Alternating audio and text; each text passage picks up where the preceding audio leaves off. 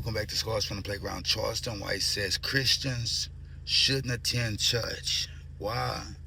Because it's supposed to be a storehouse, but it's more like a whorehouse. Let's get into the content, bro. He's back. Yeah, let's get into the content. Drop it in the comments. The woman would, all right, go ahead, Pastor. Oh, she's stroking Pastor's ego. Yeah. Preaching and teaching, preaching don't get you to God. Okay, facts. I'm with you. It sets you up to be disappointed in God because preaching is a feel-good aspect. Yes. Teaching, you got notes, you're writing. It ain't no theme, it ain't no musical theme to teaching. So yeah, nigga, fuck the church. Okay. Jesus didn't partake in the church.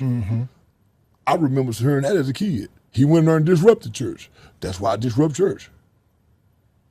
I disrupt church.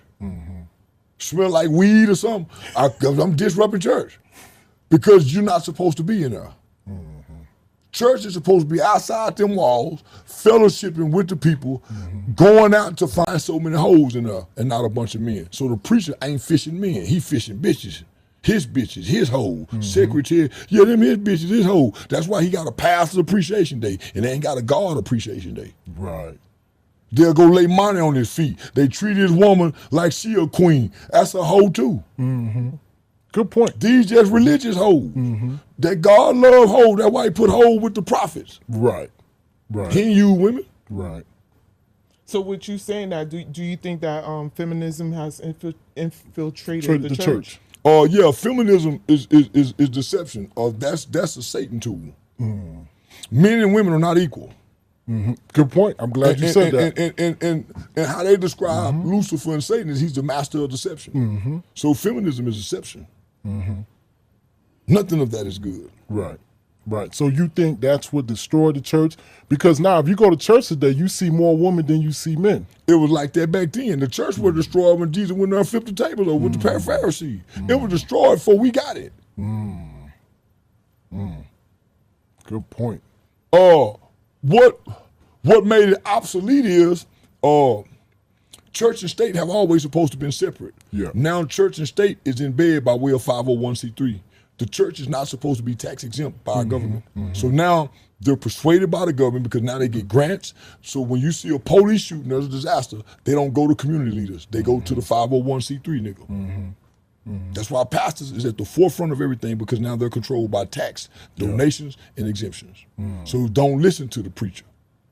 Stop having funerals at that motherfucking church house. Burn their ass and bring them home and sit them on a cabinet. Have a motherfucker in like a barbecue party.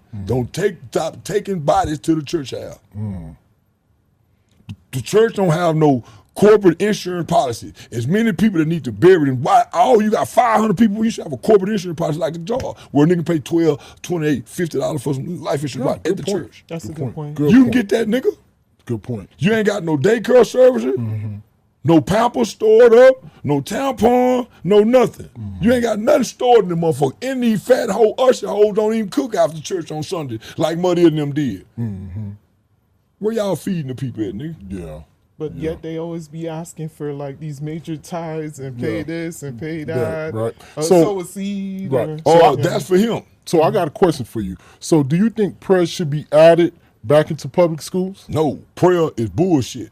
Okay, why? Elaborate. It's a waste of time. Mama said that the Bible said that God already know on this day before the foundation of the world that you gonna be going through this. What you bothering for? He already got it worked out for you, right? Just why you been praying for what? God, just give me strength.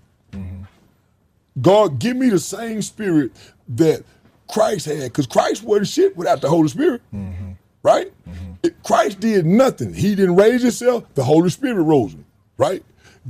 Christ came to deliver the spirit. I don't ask God for nothing but that same spirit that rose Christ from the dead. That spirit is what write God's word upon my heart. I ain't never got to read the Bible. Just access that spirit. The people before us had the scrolls. They had the doctrine. Right. Them after them had the prophets. Jesus came so we don't have to read or listen to no nigga talking. Get the spirit, nigga. We don't need the book. Because most of our kids can't read thou art, Bismillah, Rahman. Most of our kids can't read literacy. So how do they get God when the world is coming like the book of Eli? Everything is digital. And all information is scattered. You got false, all information is out there because we're in an information age. Right. True information, false information, fake information. It's all out there. Our kids can't read. They don't know credible sources. So how they find the truth when everybody lying? That spirit. That's why they reject everything lying. They got a spirit that's looking for real and truth, and spirit and then truth. So I don't talk to God about shit. He left the spirit for me. He can't hear you. He gave you the spirit. He that is within me. Look within, nigga. Fuck, I'm talking to God for I talk to me, and God answered me in an unspoken thought in my head that can't nobody hear. And the devil here too. So why am I looking outside of the root of this? Because I was once put in the cell my homeboy hung himself in, needing the Bible and the Quran. Because I'm so unruly, I didn't have none. How I get God? The preacher won't come see me. They won't give me no book. So how can a kid access God when he needs the spirit of God? So don't put no book in their mouth. Don't quote no scripture. Let me see you. I used to listen to mama, to argue with her, and just, she proved me wrong. She wouldn't argue with me. She prayed and said word, and I heard them word. I can recite them like I can read the Bible. But if you had me go find that shit, you'll lose me. But I quote it and make sense of it because I have comprehension by way of the spirit. Gotcha. Gotcha. Okay, so let's pivot a little bit. Now that you have fame, I say it all the time, bro. Opinions are like arseholes. Everybody got one. Let's just be honest. Let's just be real. When it comes to religion, fam, whatever religion you are, bro, it's whatever gets you through life. You know what I mean? Let's just be honest. Let's just be real, bro. Christians can have a place of worship. Charleston White don't know everything. You know what I mean? Yeah, he don't know everything, bro. Some people just need a place to congregate among like-minded individuals. Let's just be honest. Let's just be real. Are they all holy and extra sanctified just because they in a church? No, they don't mean that. It means, you know what? They have some of the same values. At least they believe in some of the same things that they could sit there peacefully, listen, and go home. You know what I mean? This Charleston White opinionated, as he's supposed to be, but you can't let him get under your skin, fam. You can't let him get under your skin. That's what he wants. Now, what he says has a lot of truth to it now. A lot of churches, if you don't attend the churches, you don't know how much they actually do for folks. And that's like not say every church feed people, but they do have Easter events and little things that they do to help give back to the community. I came down to church, you know what I mean? Is it my religion? Oh, I'm not a very religious person. I'm spiritual, you know what I mean? I'm not trying to sway your beliefs either. Bro, be whatever you want to be and do it to the fullest extent. Why? You're here today, you're gone tomorrow. That's the sad truth. Here's the sad truth. So yeah, I'm not gonna do the whole religion thing. You know what I mean? If you wanna have a discussion, my opinion might piss you off. If we're being honest, it might piss you off. But I don't even care to share right now because guess what? I can't shit on nobody's beliefs, or I can't tell you what to believe in. It's going to get you through your 24. You know what I mean? Hopefully, you get a lot of them 24s, but we just never know, fam. You give yourself to something, or you'll fall for anything. Scars from the playground, that's the moral of the story. Drop it in the comments. Like, share, subscribe. Hype my shit up. You know what I mean? Realist. I don't know about all that. I just know it ain't nobody on this motherfucking platform like me, and it never will be. Why? One of a kind, rare, like Mr. Clean with hair. You know what I mean? Real shit. I've been like that since I was Caillou. Drop it in the comments. Calls from the playground. Like, share, subscribe, nigga. If they throw it, I'ma catch it to play the game like Tetris. I'm one of a kind rare. People tell me I'm a clip. I've been working 24 hours, summertime to winter. I ain't really at the jail, it gotta be about business. Welcome back to Scars from the Playground. Oschino Vazquez demands answers from Meek Mill. Yeah, Meek Squilly. He called him Olive Oil. I like to call him Meek Squilly. Same thing. Let's get into the content, bro. Drop it in the comments. I mean, I just don't. Then we do stuff like go that. together. Y'all go together. Y'all might not be serious, but y'all go together. Y'all dating. Why? Sure. Yeah, y'all dating. Fight for that. What about Meek? Olive oil? He's got a name for everybody. listen. Once you wear this, or like the Puff Daddy, why you in Philly doing this shit, Puff Daddy? Shout out to you though, Puff. Puff don't give a fuck. He diabolical. But once you, again, we can use you again, dancing. You're on TikTok again. Babe, the baby just went to sleep. I'm tired. No, babe, wake up. Why you and Puff got the same outfit on? And it's silky. At the party. Why is the midget in the picture with y'all? Where was y'all going? Why did he buy your outfit? There's so many questions she was going to ask you. She might break up with you. And the baby. Take the baby. You go wake up the baby going, the bassinet going, the milk is out the fridge.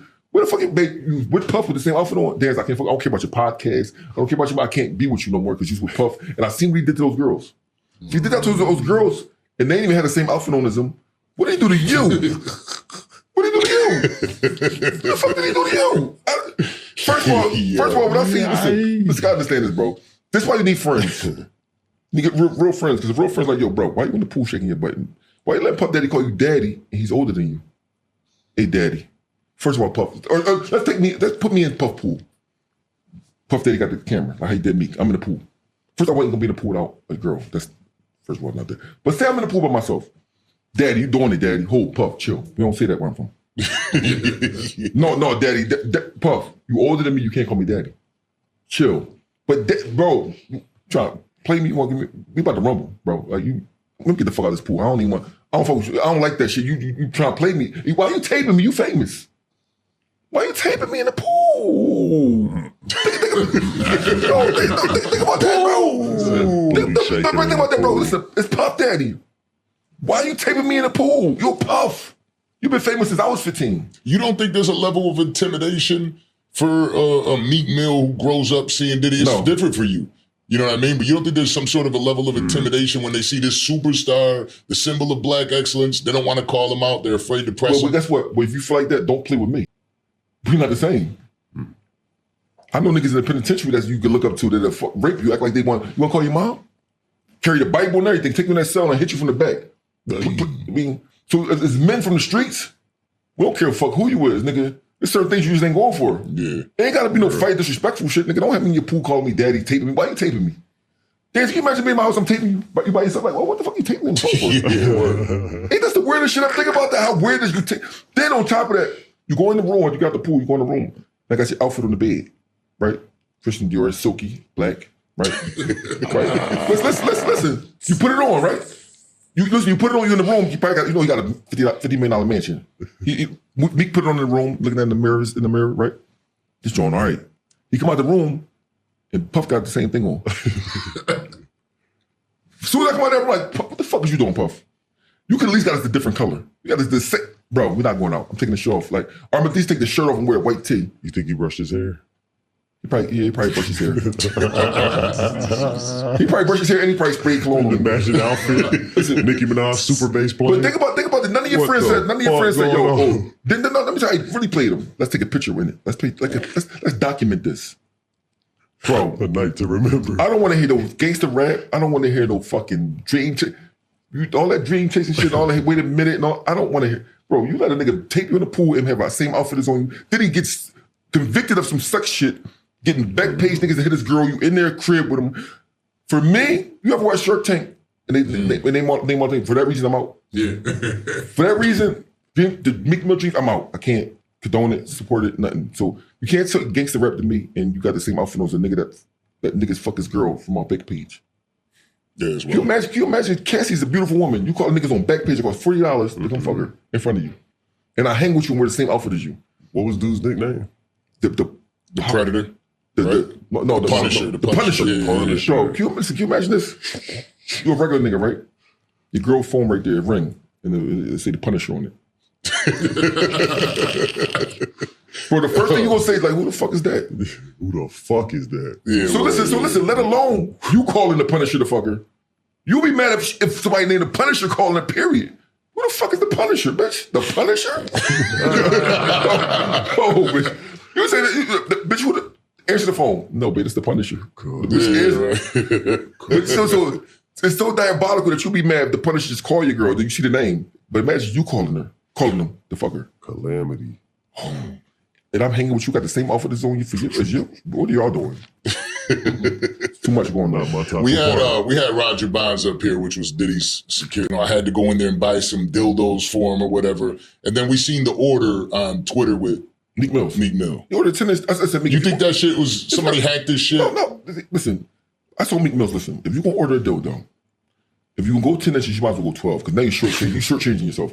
I just picture that. Respect yourself, Listen, King. The 12 inches called the Punisher. Crazy. Listen, I picture Meek Mills like this, right? In a mansion, on the steps, right? In a truck pull up, like a UPS truck should come up, pull up. And it ain't for him. It's for the neighbors. He mad, like, damn, I need my... Wait, I said, bro, you ordered... Mind you see the message before they say, how can I disconnect my Twitter from my Amazon account? That's the message before that. Oh, shit. The next message is he ordered a vagina, some vaginas. He didn't wait. And he ordered the realistic 10-inch penis dildo, right? I think, what do you got that for? What is that for? But it ties all into the Diddy. 2 + 2 + 2 is 6. Now, if you're gay, I don't know. I don't care if you're gay or not. But you did let that boy play with you. He played with you. Fresh Montana too. Everybody mind you, shout out to Fresh Montana. I ain't worried about nothing. I understand that, right? What I'm saying is Did you notice how he just got... You must have forgot. Yeah, that nigga thought we forgot. You know what I mean, bro? He tried to go back to regular broadcasting like nothing had ever happened, bro. You had your arse tooted up in that man's pool, appearing to be fanning off. You know what I mean? Cooling off. You know what I mean? You put that work in, daddy. You put that work in, daddy. Bro, he's totally right. You know what I mean? Like, Diddy ain't wrong for talking to him like that, bro. He's wrong for accepting it. Let's just be honest. Let's just be real, bro. If you don't like that man calling you daddy, you gonna tell him that. You know what I mean? Let's just be honest, bro. You can't lie about the shit no more. Especially now that people know what Diddy is into. Man, Diddy is accused of trying to forcibly make people give him fellatio and all type of other shit. And we talking about men. He's accused of that Stephon Diggs, bro. Drop it in the comments, bro. Yeah, Meek. People want to know, bro. Now, whether or not you are this way or fly that other way, that's besides the point, because this isn't considered bullying. Inquiring minds just want to know, why would you do all that? You put that work in, daddy, get in that pool, and then when it's time to go out that night, you find out y'all got the same outfit on, and you don't go change. Look, shout out Oschino Vazquez. I know a lot of people be thinking, bro, is this all he could talk about? No, it's not all he could talk about. It's what people want to know. It's not what about, oh, I don't feel like hearing that right now. Well, nigga, skip it. Yeah, I'm being honest with you, bro. If you don't feel like hearing that shit, skip it. But Meek Millie, the hip-hop deserves answers. Just being honest, I'm just being real, bro. Drop it in the comments, or back to back. We coming every night, you know what I mean? Every night with it. Because guess why? It's some shit y'all got to know, and it's some shit that we got to get behind so we could demand answers, so these people can start answering what the real people want to fucking know, bro. Drop it in the comments, man. I add a face to the case, you know what I mean? You add a face to the case. A lot of people do this shit behind the mask, bro. Yeah, behind the steel curtain. I want you to see me, and that's for a reason. I want you to see me, and that's for a reason. Scores from the playground. Like, share, subscribe, man. Hype my shit up, nigga. Peace. If they throw it, I'ma catch it to play the game like Tetris. I'm one of a kind rap. People tell me I'm a clip. I've been working 24 hours, summertime to winter. I ain't really at the jail. It gotta be about business. I was 5 years old, and I broke everything from my waist down. Literally popped out of here. So I remember my aunt came and got me, and I passed out from the pain and the shock. And she was screaming and hollering, hysteria. I woke up briefly, and my legs was dangling like tree limbs were broken. Come back to Scars from the Playground. Charleston White speaks on losing his eye after 9 failed eye surgeries. Let's get into the content, man. Drop it in the comments. So what's the story behind your eye? Because you mentioned that you know, in and out of the hospital. So I fell in the washing machine when I was 5 years old, and I broke everything from my waist down. So my bone literally popped out of there. So I remember my aunt came and got me, and I passed out from the pain and the shock. and she was screaming and hollering, hysteria. I woke up briefly, and my legs was dangling like tree limbs were broken. I broke everything from my waist down. Damn. The washing machine on full spinning cycle. When I fell in, I passed out. Shit. Woke back up. Next time I woke back up, my mom was we was in the emergency room. My mom was in the hallway hollering, "My baby!" I passed back out. The next time I woke up, my daddy with her. I thought I was dreaming. Damn. When I had a full cast on. So that's at 5. I had to learn how to rewalk again. So I missed school for almost like 2 years. Damn. So at 7, I'm the kid that climbed the house and jump off. Yeah, nigga, I'm the motherfucker get in the car and pull it back and ride down. Yeah, so I was real mischievous, but adventurous. Gotcha. And they don't know what to, most black families don't know what to do with that kind of kid. Yeah, I'm into everything. Everything catches my interest and attention. So at 7, I was playing with a homemade slingshot. Pencil, rubber band, easy method. Shoom, shoom.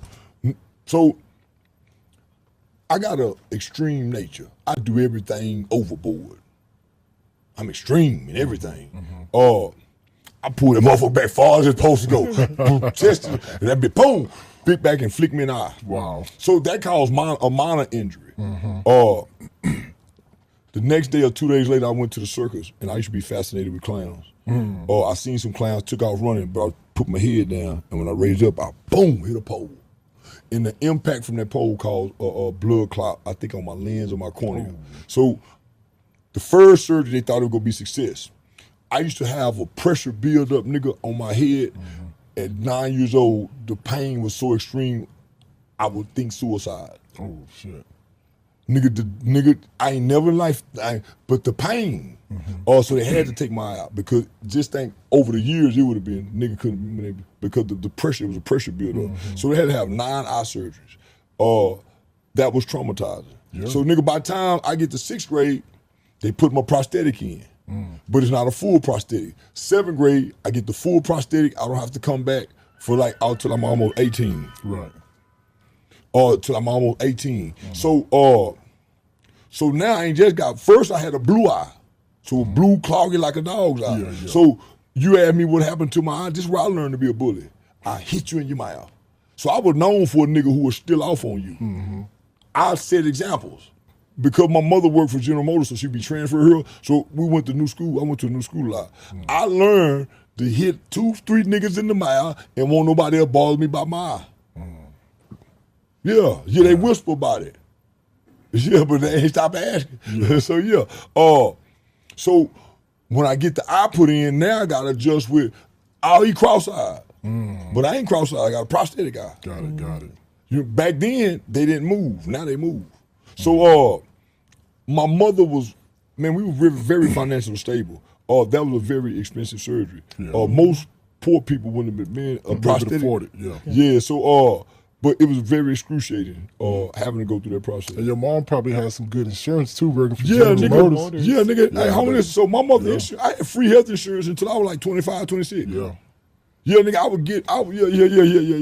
Nah, nigga, we had Promacur, that Promacur something, or late, yeah, nigga, up until I was 25, I had free insurance. And plus my daddy was in the military, retired from the Navy. So nigga, I've been all right. Yeah. So speaking on your dad, whatever happened to your father? Because I never like hear every you. Hearing this story, this nigga seemed like Mr. Glass. I'm not gonna lie to you, bro. Let's just be honest. Let's just be real. This nigga broken up at 5 years old. He fell into a washing machine. Now, I'm way younger than Mr. Charleston. You know, I believe he's 58 years old. You know, he's like 30, 25 years my senior. But look here, bro. Maybe they didn't have the safety switch where they was going, where they turned off. You know what I mean? Yeah, maybe they didn't have the safety switch. But this is the story of stories, bro. The cycle was on full blast, and he fell in, passed out, woke up. Everything from the waist down was broken. You know what I mean? Look, bro, this story is crazy. On top of that, the man was playing with slingshots and all type of other shit. Ended up shooting his eye out or some other shit. I don't know, bro. Pressure built up in his head. Look, man, the man took me for loops and spins. You know what I mean? I might have to run back the whole segment just to understand what actually happened to your eye. You know, I'm just being honest, just being real. And things happen, you know what I mean? But look here, shout out Charleston White. inquiring minds been wondering why they called him Blue. Now it turns out they called him Blue because he had one blue eye. You know what I mean? One blue eye. Now, 5 foot tree hung like a flea. He say he was known for stealing off on niggas. He had been in so many schools. Now, originally he said he wasn't allowed to go to school. He was homeschooled, had all type of books, you know, he read 3,000 books by the age of 12, you know what I mean, before he went with his friends and they tried to steal a starter jacket and all type of other shit. Ended up in juvenile where he snitched on his partner. I thought he would get out because he snitched on that stand, but I guess it backfired. Look, I don't know what's going on there, you know what I mean? But when were you transferring to all these schools if you were homeschooled? Man, you just got to clarify. Yeah, I'm not saying you're lying. You know, the nigga like Mr. Glass, like I said, I'm not saying he's lying. I believe everything he's saying, but a lot of your shit just don't add up. Niggas just don't know what to believe with you, bro. You're playing on everybody's house. You've been doing it for a while, and I seen the tink you still are. I'm just being honest, just being real. Drop it in the comments, but shout out to him. At least we finally get the story on that eye. At least we finally get the story on that eye. What really happened? Drop it in the comments, like, share, subscribe, my nigga. Hype my shit up. We going all the way to the top. It ain't no other way. Right now, I'm Gorilla Podcasting. The show gonna really kick back up in March. Yeah, give me into March. Right now, it's all about getting that money up. Plus, this community strike lasts until then. You know what I mean? You just gotta learn how to watch my mouth. So that's why I'm going through certain type of little media trainings to really understand what I can and can't say. Because I'm gonna tell you the truth. I've been untamed, a wild man, untamed for years. You know what I mean? So it's gonna take a lot of hard work to try to change that. You know what I mean? It's just drop it in the comments, like, share, subscribe, nigga. If you're rolling with me, you're rolling with me. If you're not, eventually you will. Why? Because I'm the guy. I'm the one. I'm the one. There ain't no other one. I know a lot of people say, oh, I'm the one, I'm the one, I'm the one. Bro, when it's one, it can't be another. You know what I mean? Yeah, because it's only one. I'm the one. You know what I mean? Point blank period. It's just like that. If you haven't started jamming my music yet, go jam it, Spotify, wherever you streaming music at. Scars from the Playground. I got new tracks dropping almost weekly right now. You know what I mean? Yeah, almost weekly right now. I got a new track that's going to be dropping on every major platform. I'm coming. Well, you know what? I'm here. I coming. You know what I mean? I already came. You know what I mean? Oh, that sounds kind of weird, but you get the drift. Drop it in the comments, man. Scars from the If they throw it, I'ma catch it to play the game like Tetris. I'm one of a kind rap, people tell me I'm a clip. I've been working 24 hours, summertime to winter. I ain't really at the chill, it gotta be about business. Big homie CC says Jay-Z wasn't on Epstein Island. That's a lie. Let's get into the content, bro. Drop it in the comments. Did you know Epstein was locked up for these same exact charges in 2009? I heard about it. Didn't he got dismissed or something though, right? Like he served some time and then he got good behavior and let him out. Bro, I don't know how pedophiles get good behavior, bro. Like that needs to be a law, bro. How could you ever? That's bro. like the ultimate. That's like the ultimate in foul behavior right there. Right. So you get more time for drugs than you get for harming children. I think that's weird. You got people right now locked up for weed charges, and weed is legal in several places, and you got pedophiles on the street. It's horrible. This may sound out there, but in the Bible it says, make sacrifices to us and we will do your bidding. They will reward you with wealth, power, whatever you want.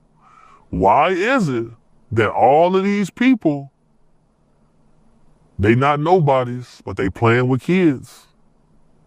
They gotta make a trade somehow. It's an old story, man, and we getting down to the bottom of it because on Epstein Island, he had a temple that was built for the god of child sacrifice, Moloch, on his island. They don't want to talk about that though. Spooky, spooky, spooky times. Well, let me go over these Jay-Z allegations just so the people who are listening can get the full story, man. All right. an anonymous caller alleged that a victim was abducted and woke up in a room with Harvey Weinstein and Jay-Z in Florida, claiming an incident occurred in the mid-1990s, approximately 1996. And then Pusha T, the same or another caller identified Pusha T as a handler, someone who establishes friendships with victims for Harvey Weinstein, and alleged he was present during a drugging and sexual assault incident in 2007. So all of this is alleged. This is just what somebody called in and said. But the problem with this is this. Right now, they got somebody called in and somebody filed a lawsuit saying that they seen me hiding bodies for P. Diddy. And I have to actually go to court. Somebody said, like with the case that I'm dealing with right now with Ashley Parham, she come up with all of these different details. She seen Drewski on the slip and slide. You feel me? I'm there pointing guns at Diddy and all these people. This type of stuff shouldn't even be allowed to come out because this is hearsay. You know what I'm saying? So for them to say she woke up with Pusha T, Jay-Z, and Weinstein, well, Pusha T is not no handler like that, bro. That's not what he do, bro. Anybody who's been around know that. Because when I was with Teyana Taylor, she was signed when I was security. She was signed to Ye and Pusha T. She was with them all the time, bro. No, I never seen none of that. And I would know, bro. I would know. Because the guy who was trying to sell the sex tape of him with Pusha T's wife, guy come to me with this. None of this stuff right here never came up. You know what I'm saying? Weinstein used to date Halle Berry. Did you know that? I did not know that. That's a fact. That's crazy. That's a fact. Well, they all sleep together in the industry like that. But you know, you gotta be careful when you playing with Sean Carter though, man. He too calculated for that. I just don't see it, bro. I just don't see that because then what was the outcome of that? Yeah, I don't see it either, man. It doesn't really seem, and this was in 1996. He wasn't even really famous. I don't even know if Harvey Weinstein would have been hanging around Jay-Z at this time. This is crazy. This is the year Tupac died. Bro, that don't even add up. Keep watching if your recent car accident was not your fault, because I've got a way that... So you believe Jay-Z out the country right now? I didn't hear that. Is that what they're saying? They saying Jay-Z fled the country, but somebody just made one of those little memes, posted it up, and all the blogs running with it. Cause you go on Flight Radar, his plane is parked right there in New York. People don't got Flight Radar though. They don't know about them apps. I don't see Jay-Z running like Russell Simmons. I think Jay-Z he gonna fight and defend his name. I don't think none of these crazy things have any real credibility, you know. But 50 Cent is still wanting to make a documentary about Jay-Z. Bro, 50, if they had awards for certain characteristics, if they had the petty award, like a championship, bro, he would get it every year, bro.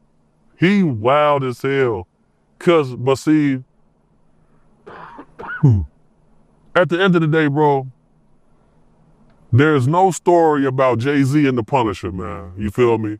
It's no stories like that. We haven't heard it. We haven't seen it. That little interview right there, that's not gonna be enough. What do you mean, what little interview? You talking about? The FBI released an interview with somebody who said she woke up with Weinstein. And for the FBI, they don't even usually record. You feel me? The FBI, they don't never release shit like that. So to see that getting released kind of shows that there's like a civil war going on within our government right now. But we ain't never seen, just like with Keefe D, for example. Keefe D said, yeah, the FBI don't record. But Greg Kading recorded the conversation on his own. FBI don't even keep records like that of him telling a story about how Tupac died. Right. Yeah. FBI don't even keep records like that. So that's also very weird. And then y'all releasing photos that people got on their Instagram? And you redact their faces? Like, what's the real point of this? We haven't seen nobody get arrested, no charges filed. You feel me? So what's somebody down there at that office clout chasing? Has there even been any victims that have came forward and did interviews and talked about this or anything? There's a small list of victims but it's all alleged. I'm gonna be honest with you. I'm gonna be real. Big homie CC has been compromised. That's what I'm thinking, fam. He's been compromised.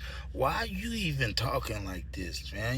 Why are you even talking like this? Because before you were named in a Diddy lawsuit, and the Diddy lawsuit turned out to be false, but before you were named in that, and you was singing a whole different tune. You was talking about bringing everything down. That's why everybody fuck with your big homie CC. Let's just be honest. Let's just be real. Look, a lot of people think, Jay-Z wasn't with Harvey Weinstein. Look, y'all missing the point of what's going on right now. Let's just be honest with you. You missing a point. You're trying to connect too many dots like you're law enforcement, and you're not. You know what I mean? Jay-Z got some questions that he must answer, point blank, period. I don't think people actually just scared to talk about it. Let's just be honest. He's in the Epstein files, but that's besides the point. Is Ramel Satterwhite your son, fam? Point blank, period. It's questions that deserve answers, you know what I mean? Not whether or not you want to take the paternity test or not. Is that your boy, nigga? That's what people want to know, bro. Were you messing with young girls? They got the song Young Girl, and Jay-Z is one of my favorite rappers, bro. An incredible rapper, but this ain't about that. What I want people to understand. Separate the main from the music and ask the question before you deny everything and don't even try to apply anything. You know what I mean? He made a friend with Harvey Weinstein. He wasn't famous in '96, bro. Before you become super famous, you know what I mean, and you just blow the fuck up worldwide, known universally, you start local. You go up a little bit, you know what I mean? Move up the chain a little bit, you're known a little further out of the state, you know what I mean? But yeah, it's a lot of fame come with that. He was known, bro. He was biggest man, you know? You just didn't know him. Let's just be honest. Let's just be real, bro. Drop it in the comments. Big homie CC. I like you, fam. I like you, you know what I mean? But this ain't about that. You seem so fucking compromised. Like, had I not seen you come on this motherfucker and talk like this, I might have just left the whole situation. I'm lying. Yeah, I'm lying. I wouldn't have left it alone. But I wouldn't have dragged you into the middle of it, bro. The way you're detesting everything and this couldn't have happened. Pusha T is this, Pusha T. Man, how much are they paying you, nigga? Yeah, how much are they paying you? See, this shit is only cool when you put out the truth. The truth hurts, so a lot of people don't do it. You know what I mean? The truth can get you in trouble, so a lot of people don't do it. But this shit is only interesting when you put out the truth, bro. When you start trying to, they're lying. They're lying. Who putting out the Epstein? Nigga, Trump is in charge of putting out the Epstein files. Yeah, that's why they getting leaked, and the reason they're redacted, I can't tell you, you know what I mean? But they're redacted for a reason. One day they won't be.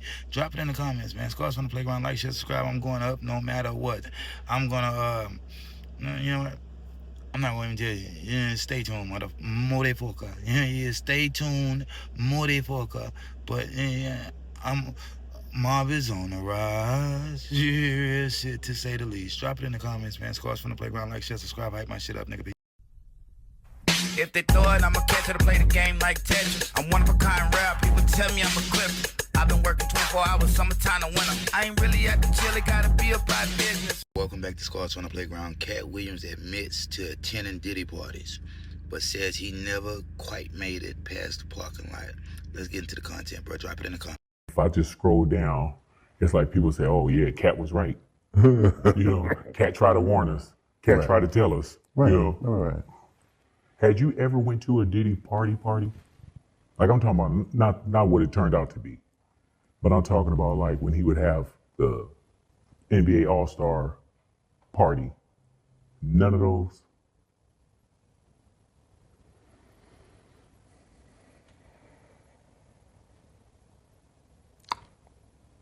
Yeah, so to quickly answer your question and to not say anything that would infringe legally. Yeah, a lot of people indeed do ask that. Like, how do you know what goes on at the P. Diddy party if you weren't at the P. Diddy party, you know? But oh no, that's not what I'm asking. No, because there were different levels of parties too, though. You know what I'm saying? I'm talking about like some shit at the Palladium or some shit like that. I ain't talking about like some at the crib type of shit. No, I see how that's gonna be clipped. That was just as good as Shannon's "Come on, man." I didn't when even you get went. that. What? Did he what? I wasn't asking you about that. I didn't ask you about a file. Come on, Katt. Come on. Yeah. So one of the jokes that I discuss on the tour is the fact that they would have these parties in the Hollywood Hills, you know, and then they would have a parking lot where they would shuttle people up. So everybody would meet in this parking lot and they would send shuttles down to, you know, Diddy's parties. And so I wasn't ever invited to the parties, but I was invited to the parking lot because I knew the people that ran the shuttle service. You knew them too, as it turned out. But yeah, I would go to the parking lot and I would watch them all go up there. And, you know, they would be thinking I'm coming later. I would just be on the car having a grand old time, smoking and laughing and watching everybody who's going. And yeah, so you can't tell me what goes on because 5 hours later, I'm still in the parking lot when they come down. And, you know, just to see all them big time Hollywood men that I just watched go up there, they all come down off the shuttle and looking sad in the eyes, and all of them wearing Sean John and looking oily, and they all walk crazy like this, and their shoelaces were always untied. I don't know why. Their shoelaces were always untied. And then they would get in their car and they would drive off standing up, big boy, with their head out there. All of them. And I couldn't believe it, but one of the highlights of my Hollywood career, you know. But you can't tell me, because I was there to see on both ends. Hey man, you know what's wild up there? I'm wondering how many people would see, oh man, these are jokes. None of the people that was on the shuttle. Right. And they the only ones I care about. That's why I said when I be going in places, you know, heads go down. That's because you know, not because nobody else know. You know. No, I remember you saying that when you walked in, heads go down. Right. God damn. Because you can't really be mad at me because I probably been faithful too.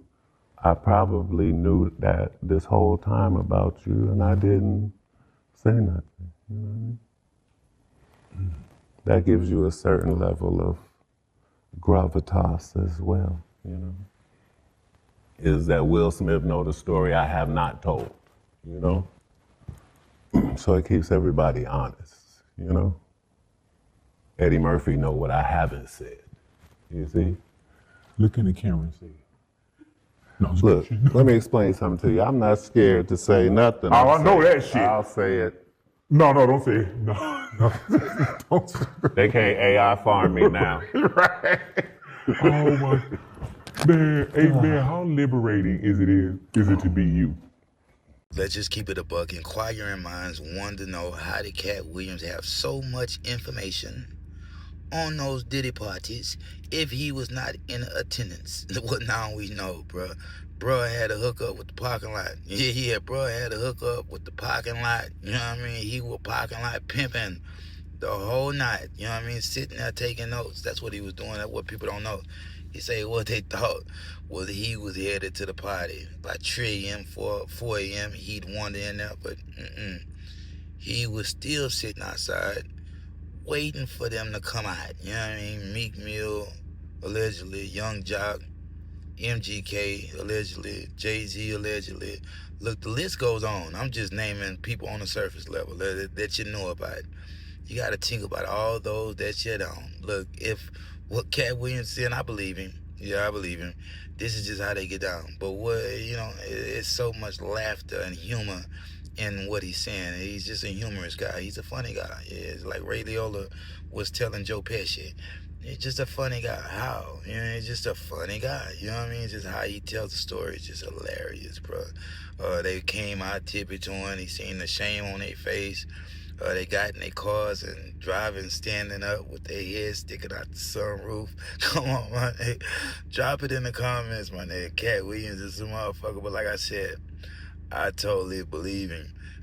At this point, how can you not? You know what I mean? Just being honest, let's just be real, bro. As far as the women in the parties, they had it bad too, but not quite as bad as the men, because Diddy was turning them out. You know what I mean? Just being honest, bro. Let's just be real. Drop it in the comments, man. Shout out Katt Williams. That nigga that a truth teller, and he ain't scared to say it. In 2026, bro, that is well respected. You know what I mean? Real shit. That's salutable. Commendable. It gotta be more people like that. You know what I mean? Y'all gotta stop. Well, those that haven't partook, you know what I mean? Those that partook, you better not come out and say nothing. They got all type of tape on your motherfucking ass. Let's just be honest. Let's just be real. Look, drop it in the comments. Shout out Katt Williams. Diddy be getting out and treated for months. I know a lot of people hate that. You know what I mean? A lot of people hate that. And they think I'm taking up for him. Bro, we talking about providing transportation to participate in prostitution. You know what I mean? If what the sex slaves were saying, sex victims, I'm sorry, if what they, and it wasn't even sex victim, escorts, if what the escorts were saying was true, Cassie was hiring him. You know what I mean? Just being honest, fool. And y'all ain't doing Cassie Ventura like this. Some people don't like Diddy. I understand the women, but as far as the men, y'all wanted what y'all got. You know, y'all wanted to play.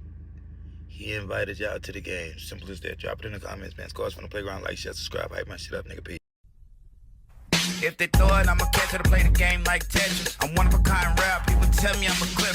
I've been working 24 hours, summertime to winter. I ain't really at the chill, it gotta be about business. Katt Williams says he doesn't regret a what he said in this viral Club Shay interview when he was dragging everybody. Let's get into the content, bro. Drop it in the comments. I don't know, Big. All I've ever done is win. Right. I'm just a winner. And, unfortunately, at times, that requires you to take some punches, for people to think, oh, he's losing. And then you win. It's a wonderful existence. Like, I care what people think, but only in the past tense. So I only care about what they think about what I've already done, not I would allow them to influence what I'm going to do next. And I don't have to prove anything to me. I'm just trying to do the best job that I can do. However it goes. Yes, but not overly. Like, I give myself enough room to make mistakes because I know I'm not perfect. And I've written these 14 hours of stand-up comedy. So it's great for me to even be in the position. I clearly know when I did a 8 instead of a 10, but I'm going for a 10 every time. So what keeps you on the road now, even with the new tour that's going on? Like, what keeps you on fire? What keeps you wanting to get in front of people when it's so easy to kind of like mail it in? And you're in a position where you're in competition with yourself. You know what I'm saying? But what keeps you to where you say, man, I need to get back out there. I need to get on the road. The ticket sales. Right. Yeah. Right. Yeah, I'm saying I'm still in the same. I'm still in the same conversation, you know, that one conversation since I started stand up. I'm still in that conversation. So every time they see me, I'm just picking up on that conversation that we last had, and now, you know, and it's just been an honor because I really, whether I'm the best comedian in the world is debatable. Like, I don't even make it on some list of top 25, but to the people that like me, there's nothing like me. And so I bear that in mind at all times, and I'm always trying to give them the best experience possible if they come out and see me. Or if I'm in a movie part that is only 14 lines, I'm just trying to figure out how do I make this 14 lines resonate to somebody, you know? Because I know very well. I'm just thankful to have this as a job. Only the good parts. Yeah. I knew all the good parts were gonna happen. That's what faith is about. Like, I can remember being places and just being like, you have no idea who you just walked past, ma'am. Oh, shit. You know? Just because I believed, you know? And I had been in a lifelong conversation with God about this. And in my dreams, I could see people clapping. I just didn't know what it was I was doing, you know? So I just wanted to find my purpose. And then, bam, I found stand-up. And then, so. Are you done with having these conversations, or was that? No, this is it. This is it. This one? Yeah, this is the last one. This is it? Yeah. And don't tell me this shit, then you pop up somewhere else and you're like, wait, hold on, no, this one's it. So this is it. I meant for me and you. Right. this is our last one. Right. This is so, yeah. So this is our last one. I'm a public official. That just applies to me. It just means I try to stick as close to the center as I possibly can so that I can make the observations of the left and the right efficiently.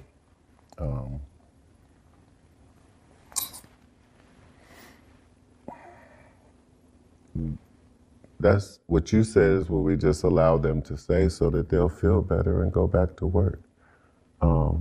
There's nobody's contract that precludes them from telling the truth. Most of them are liars and bums, and that's why they behave as they do. I just make it clear that I'm free to, you know, go past whatever the ramifications are afterwards, only because I believe that whatever it was that I said about you, no matter how harsh it was also the truth. Right. So you can spend time barking back at me or you can fix it. Don't be mad at the ref. I'm saying you traveled. I knew that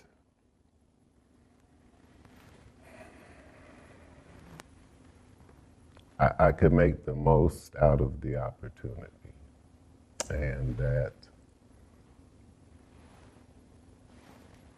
if I did it correctly, based upon the research that I had done on what makes the algorithm work, I had determined that you had to do this particular thing 17 times consecutively, and it will require every time the person watching went, "That's not true." Right. It would have to mean that they would pause it and then go check real quick and then come back.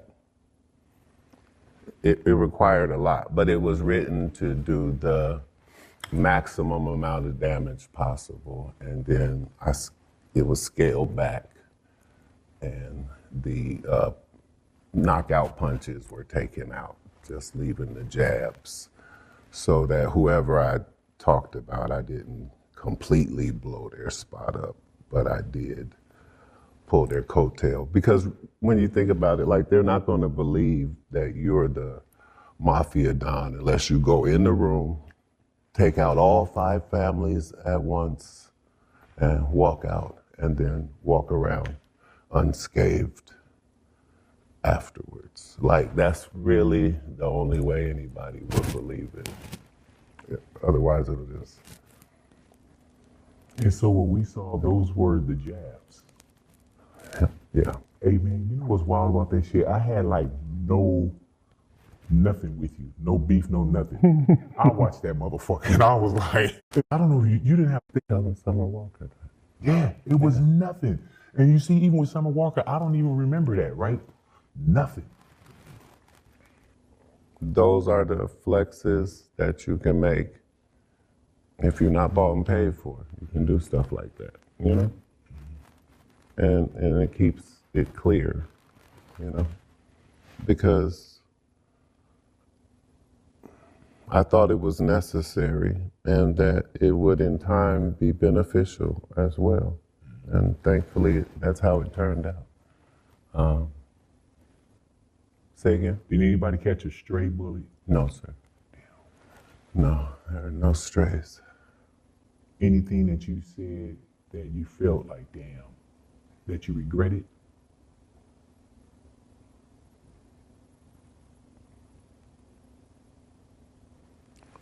I often regretted taking the headshots out, but,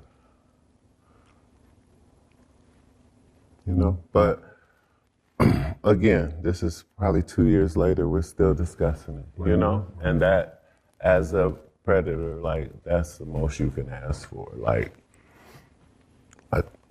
if we have an altercation and you walk different for the rest of your life, like, that's something too, you know?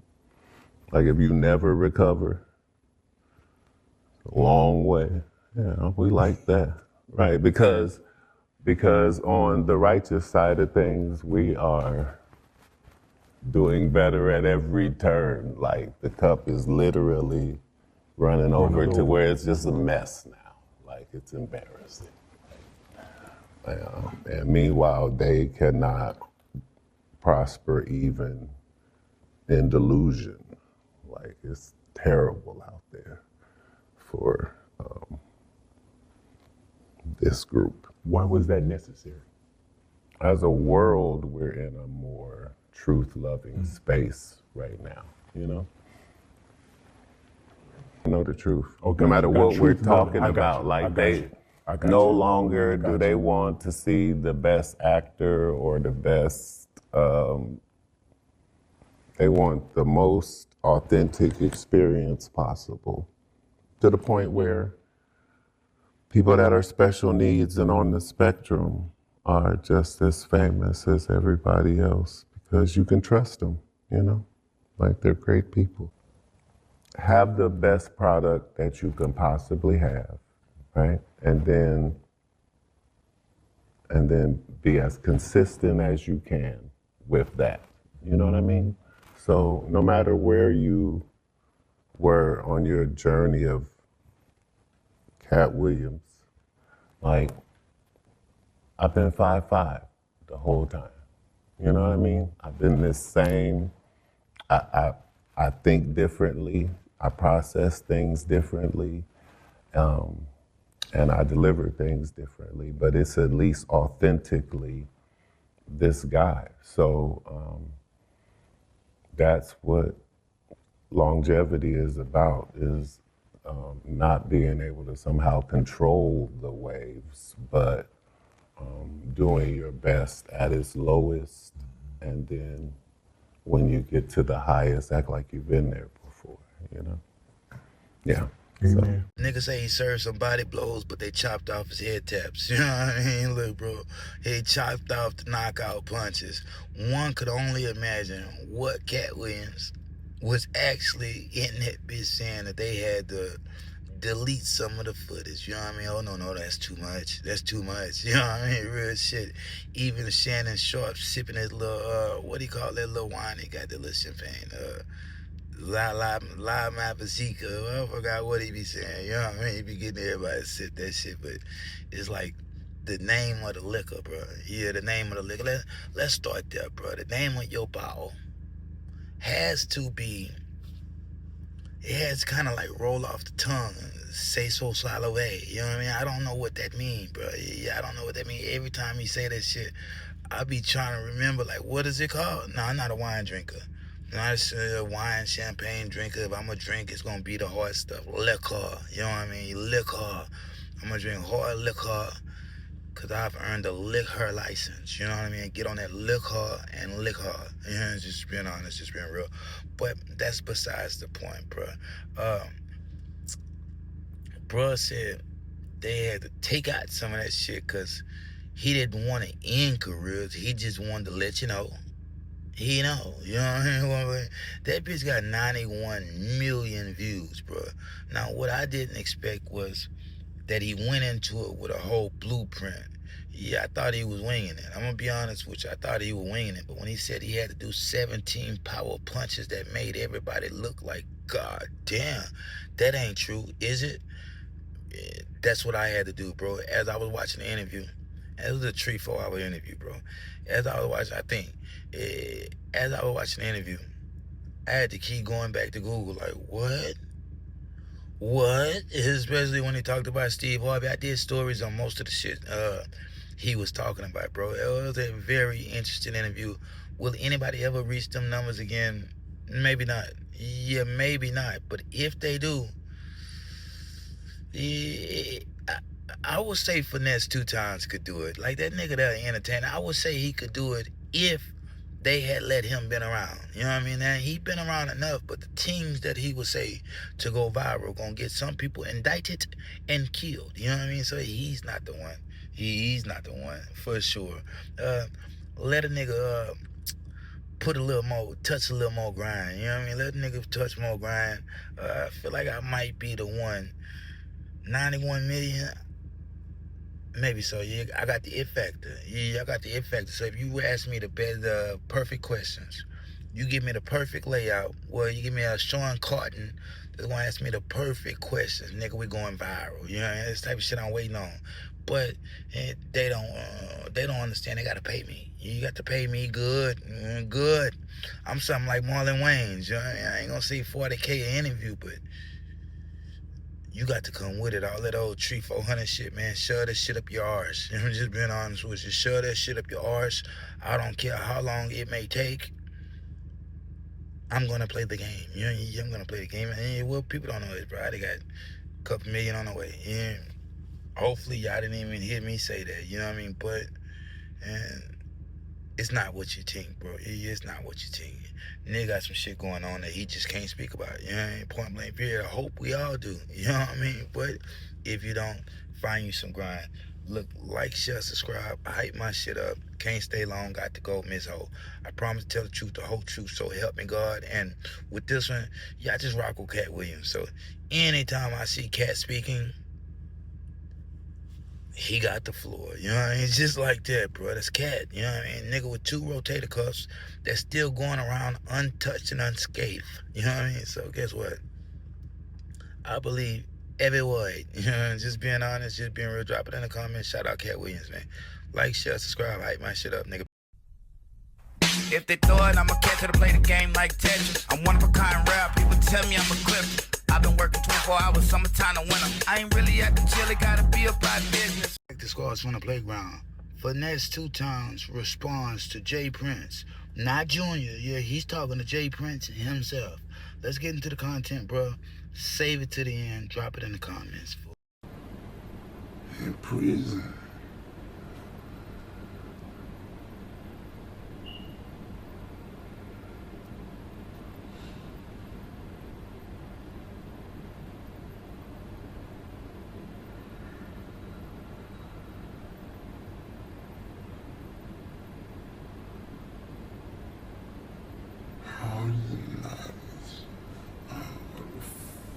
Everything I say. It was for that nigga. The fuck you think it was for, nigga? Me? Not you. I'm not you greedy bitches. You niggas.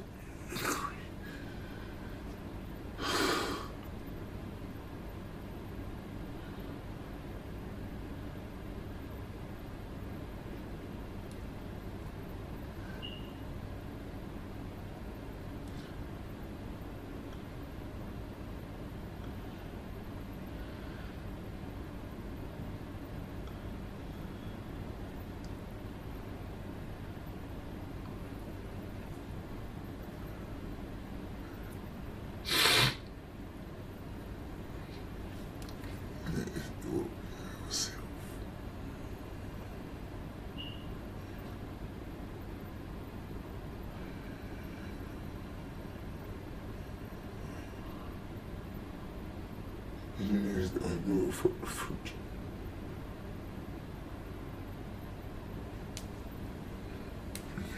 Nigga, fuck time.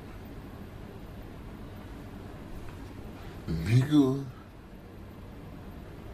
I ain't tripping. Nigga, do it for y'all self.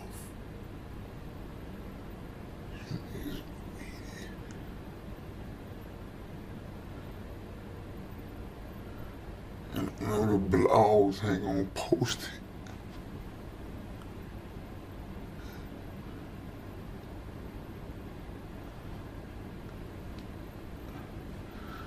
You niggas want all the money.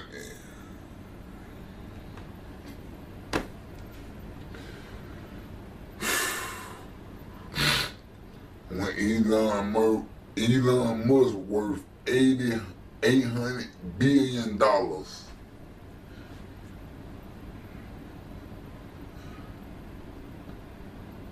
It shows you that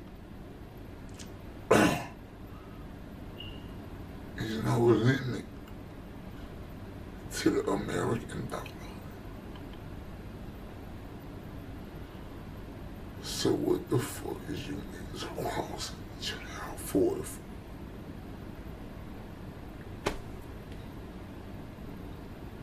There's no limit.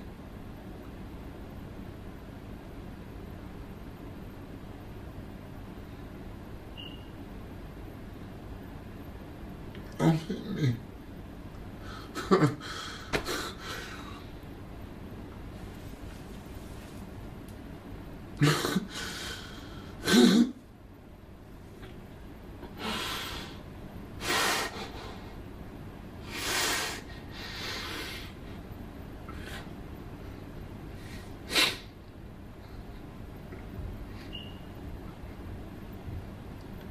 You greedy motherfuckers. You greedy motherfucker. You greedy motherfuckers.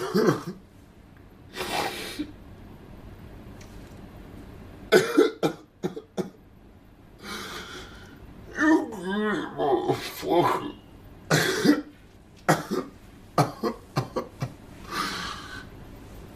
You greedy motherfucker.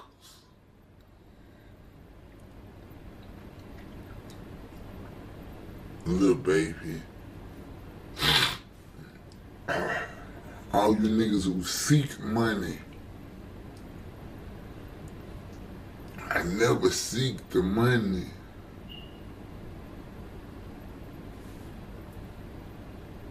I just wanted for me and my family to be comfortable.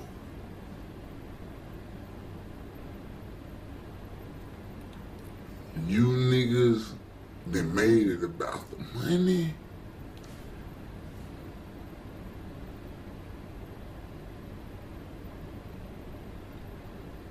Now, in order to be comfortable, I have to chase a bigger goal.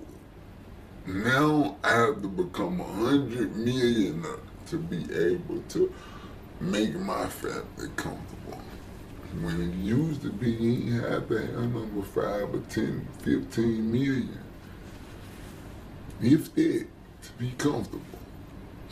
Now you bitch ass niggas that up the motherfucking ante.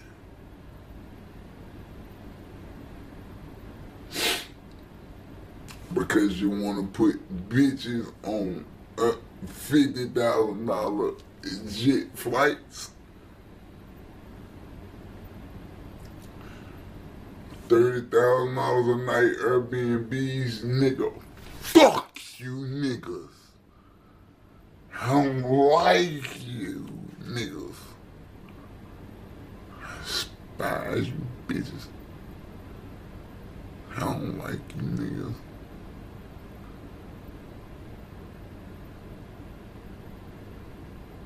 Niggas made it hard for the real because you niggas put the money first.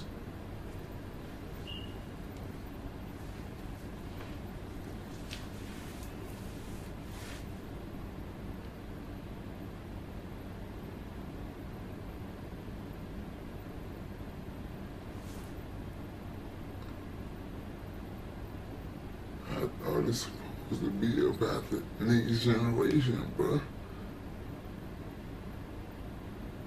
I was living for them, nigga.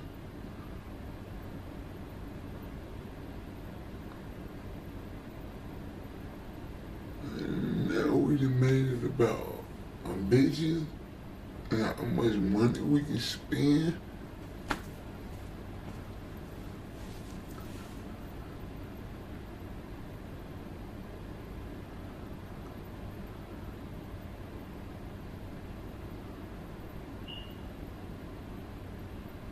And I know a lot of people gonna say I'm wrong and they might try to counsel me. Give a fuck.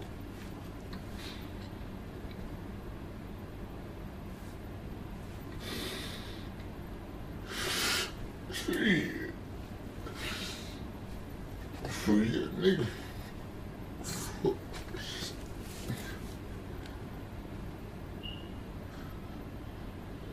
Nigga.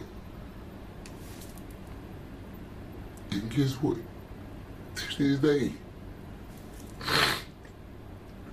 when you see me in public, you get it, nigga. I still beat your ass, nigga. Fuck are you talking about, nigga?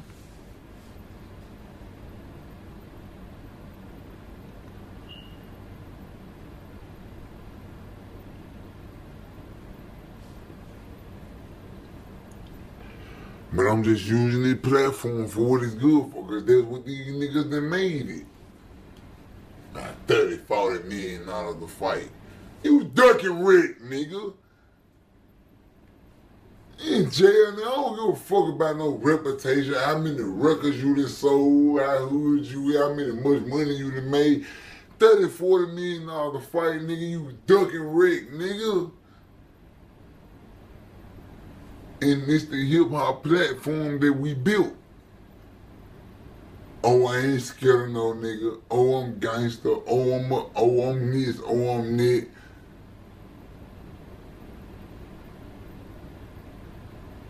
Oh, I beat a nigga ass. Me and my nigga and them. Me and my partner and them. From the block. From the hood. From the third. Oh, cryptic, blood, this, GDD, fight lord, this, but then a nigga wanna duck a fade with a blogger. And I love little baby. But I'm just looking at this shit for what it is. I'm 33 years old, homie. The rap game dead. That's why I'm hurt. I've been upholding some shit that's been dead a long time ago. I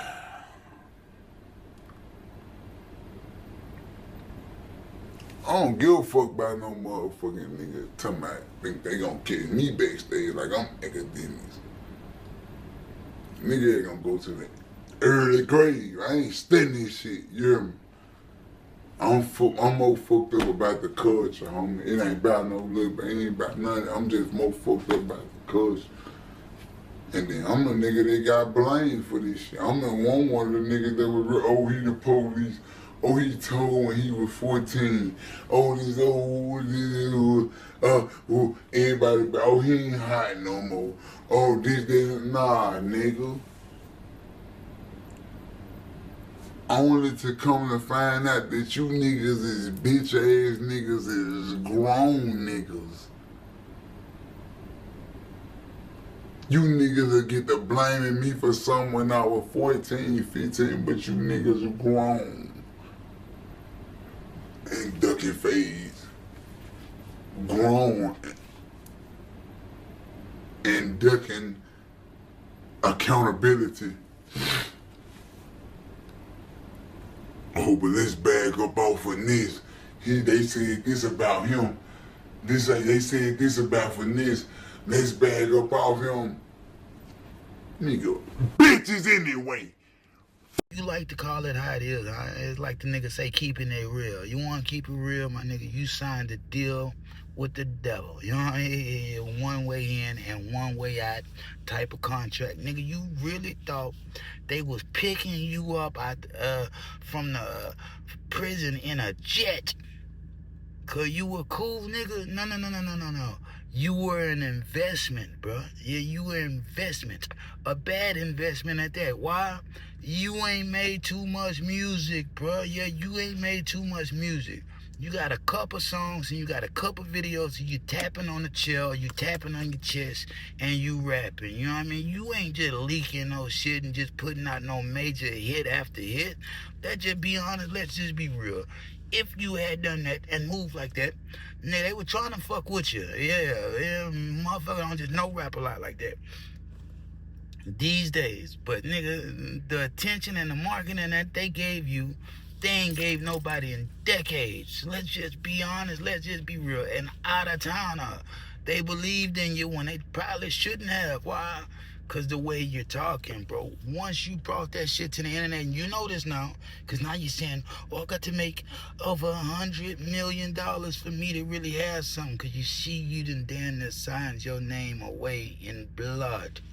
And once you brought it to the internet, you made yourself, let's just say it like this, you gave yourself some shelf life. You know what I mean? When one doesn't talk bad about Jay Prince, you know what I mean? But Junior handled business a little differently. You know what I mean? He handles it a little differently. You signed with Junior. You signed with Junior. You signed with Mob Ties. You know what I mean? Actually, it has nothing to do with Jay Prince. Jay Prince is telling you what it is, because guess what? The $300 million that you say Jay Prince is worth, it did come from there. The investment money, the seed money, did come from there. Yeah, you were investment for the family. You didn't pay off so well. Let's just be honest. Let's just be real. Now look what you're doing. Bullshit when you're supposed to be a rapper. And still got a chance to.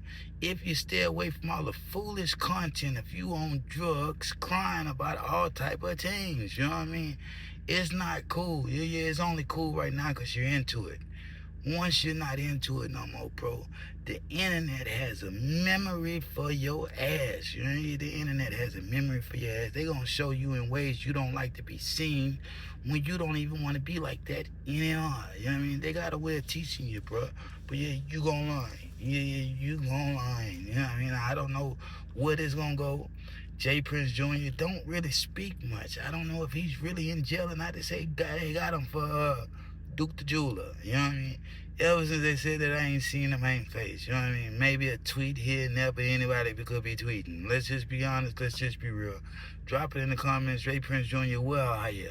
Everybody want to see you respond to Finesse 2 times. Yeah, respond to Finesse 2 times. One time. Please, dog. Yeah, please. Prince, J. Prince, Senior, old man. Nigga, you cool. This ain't even you. He's speaking for the boy, but he don't got to. You know what I mean? That man living peaceful. This really between J. Prince Jr. and Finesse 2 Times, because nigga thought it was good over there. Is this all about that baby potentially being for J. Prince Jr.? Maybe not the one Sugar carrying, that other one. That other one that your mama tested, swabbed, and found out wasn't yours. Is this something about that? Look, inquire your minds, just want to know. Drop it in the comments, like, share, subscribe. Scores from the Playground. Hype my shit up, man. I can't stay long, got to go miss hole. But I'm treeing for the night, so hopefully y'all love that, because guess what? I'm coming back. Yeah, I'm coming back. Community strike almost up. They can't hold me out for too long. You know what I mean? But you gotta understand, this is what I do, fam. Yeah, this is what I do. Drop it in the comments. Scores from the Playground. Peace.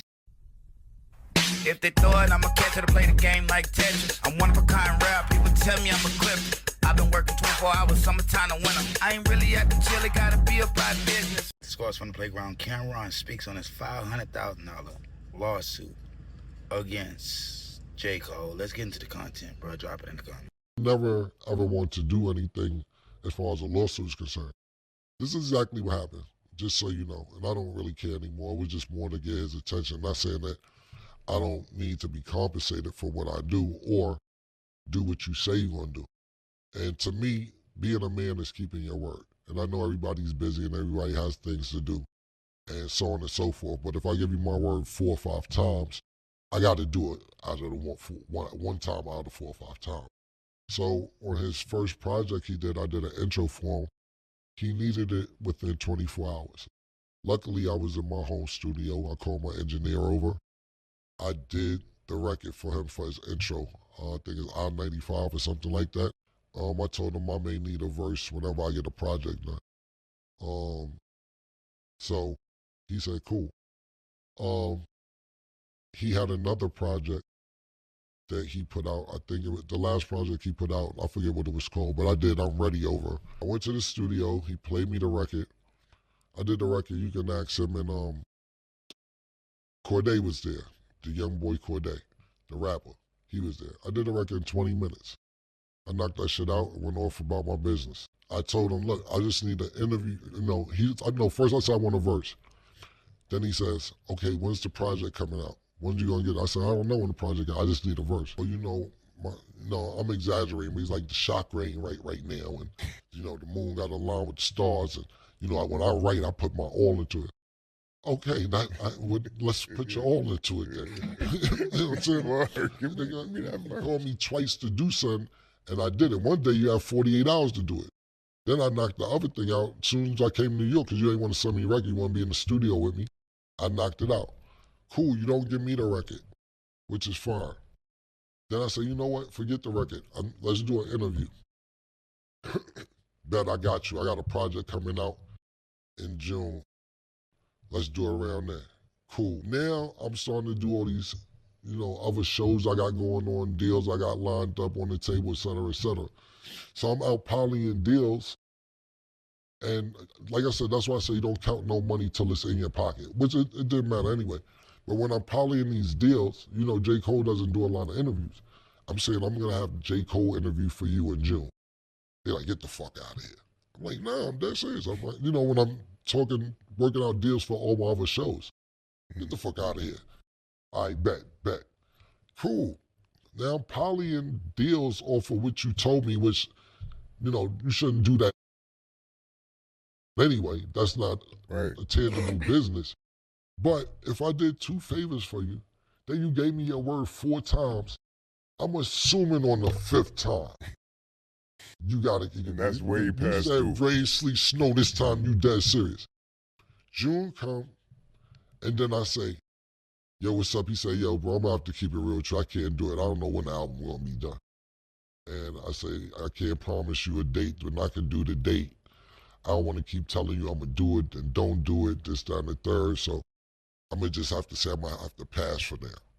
damn, now I got to cut you. You know what I'm saying? That's for them. What the so fuck? I knock a song out for you in 48 hours because your album's due. I come do a verse for you 2 weeks later in New York because you called. Now, mind you, I'm not calling J. Cole, even though I'm a fan. I'm cool. You're calling me to do this stuff. I appreciate the call. Don't get me wrong. I fuck with him. I like doing the music. But you're calling me to do this stuff. Then when I ask you to do something for me, you string me along for a year. First of all, no verse. Because the chakra, you got to write the best. He told me how when I try to kill everybody while I'm on the record. It'll take me 3 weeks to write around. All right, that's fine. Let's just do the interview. You string me along for a year for that. Then finally tell me after a year, after you gave me your word 4 times, that the last time, I'm just not going to be able to do it. So my thing was, that's fine. You strung me along for a year, no verse, no interview, no nothing. Told me 4 times you're going to do it. 5th time you told me forget it. Just pay me for what I've done already. That's where that came from. Since you're going to do that. Yeah, so it wasn't like Cam is out trying to sue J. Cole. Like, I'm not on that type of time. That's the last thing I want to do. But you got to be a man and keep your word. If you're a man, keep your word as a man. And you know, people going to see this and be like, well, J. Cole is busy. J. Cole, I got shit to do too. Word, you killer. Word. I got shit to do too. Yo, you should feel honored he called you. Thank you. Whatever, man.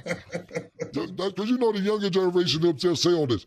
Cam, you should be feeling, listen, bro, whatever, man. I didn't call niggas. I had shit to do too. And I appreciate the call, like I said before. But I don't work for free. That nigga Ho saying that wrong, this ain't back in the days, nigga. You know niggas fight for equal pay, nigga. Now, the bigger question is, if he called you tomorrow and said, let's do the interview. I'm just at the point where maybe, you know what I'm saying? I'm not trying to go to court and all that shit. Right. But I can't be working for free neither. Yeah. Especially when you giving me, I don't think it's... Well, a deal is a deal. Exactly. I don't think it's personal you giving me your ass to kiss, but you're giving me your ass to kiss. He gave you your ass to kiss. Right. Yeah, this is what I'm saying. So I don't want to go to court. I don't want to sue J. Cole, but I do and will be compensated for what I did or just do the interview. Yeah. But now, even if we do the interview, he's seen this and it's like, how thorough is the interview going to be? It's the same shit. He ain't do none of the work for you. Shit. Yeah. No, I'm just saying, Larry asked him when I do the interview now. I don't know now the ship might have sailed. And especially seeing this, who knows what kind of good interview I would get, you know what I'm saying? I really didn't get it at first. I'm going to be honest with you. I really didn't get it. I thought Cameron was on some other shit. Let's just be honest. Let's just be real. Now I see why he's mad. Yeah, now I see why he's mad. Jermaine treated him like a little trio foe. Yeah, treated him like a little hoe. You know what I mean? Real shit. Gave him the runaround. You know, he felt like he was nothing. And this is before he got them new teeth put in his mouth. You know what I mean? Yeah, it's one of the other ones was looking worse. You know what I mean? Just be honest. Let's just be real, bro. He was downsliding at this point. When J. Cole called him, J. Cole chew him a bone. You know, he chew him a bone. Now this whole little song, Freshman 24, whatever the fuck he's suing for, most people ain't heard it. You know what I mean? Most people ain't heard it. Now this man is suing $500,000. What did you think you would have really got paid for that voice? You know what I mean? Man could have paid you what he was going to pay you for that bullshit out of pocket. Let's just be honest. Let's just be real. And this ain't to take from what Cameron was, my nigga. They ain't take one. They can't take away what we were. You know. But you're not that today. Let's just be honest. Let's just be real, bro. You're not spitting like that. Freestyles, yeah. But when it comes to musically, on wax, your shit ain't just had that slap to it in a minute. Let's just be honest. Let's just be real. Them ain't chew your bone. What do? You throw it back in his face only after you done nibbled all the meat off of that motherfucker. You know what I mean? Real shit. You see the song ain't going nowhere. And so he ain't giving you nothing. He ain't rushing to do your fucking podcast. So now you want to sue him. Man, it's some whole shit. Yeah, it's some whole shit. You know, I don't care how y'all shape it and shift it. It is what it is. And the chips are going to land like they land. But guess what? I don't think J. Cole is going to be paying you anything, brother. Yeah, I'm just being honest. I don't think he's going to be paying you anything. before you know it, you're gonna drop that motherfucking case. You're never gonna sit there in court. Let's just be honest. Let's just be real, bro. You don't do people like that, man. You don't do people like that. If you want to start there, bro, I think y'all owe, well, you know, we ain't gonna say the names, but I think you know who you owe money to. If you gonna take niggas to court, I think niggas are gonna take you to court too, bro. Let's just be honest. Let's just be real. Drop it in the comments. Like, share, subscribe. Squads from the playground. Hype my shit up, nigga. Peace. If they throw it, I'ma catch it to play the game like Tetris. I'm one of a kind rare. People tell me I'm a clip. I've been working 24 hours, summertime to winter. I ain't really at the jail, it gotta be about business. Welcome back to Squads from the Playground. Charleston White drags Sean Cotton. He's back. Let's get into the content, bro. Drop it in the comments. And so they close a lot of doors. And the platform I said it on is a platform who don't buy tickets. I've never seen nobody from this platform in the crowd where I sell comedy tickets. See what I'm saying? So once I thought about that, when I weighed the cost and the benefit, it didn't measure up. Yeah, what it cost me compared to the benefits of what 1 million views on Shay TV, he probably got 100,000. I got 10,000. So the cost and the benefit, and so of course, you know, Eric Young, he don't say a lot, but when he does say something, you know, you pay attention. That hurts the brand. Some of my YouTube podcast platforms and interviews hurts my comedy brand because I don't get to explain what I'm saying over here. In comedy, I can make you laugh explaining it. And so they have a paintbrush based on their platform, the way they title it, the way they post a thumbnail to either paint me in a certain light. And so once I say the powers to be, once they start analyzing your platform and they can show me where this hurts me without saying it, but just looking at the data, the titles, and say, yeah, this don't help.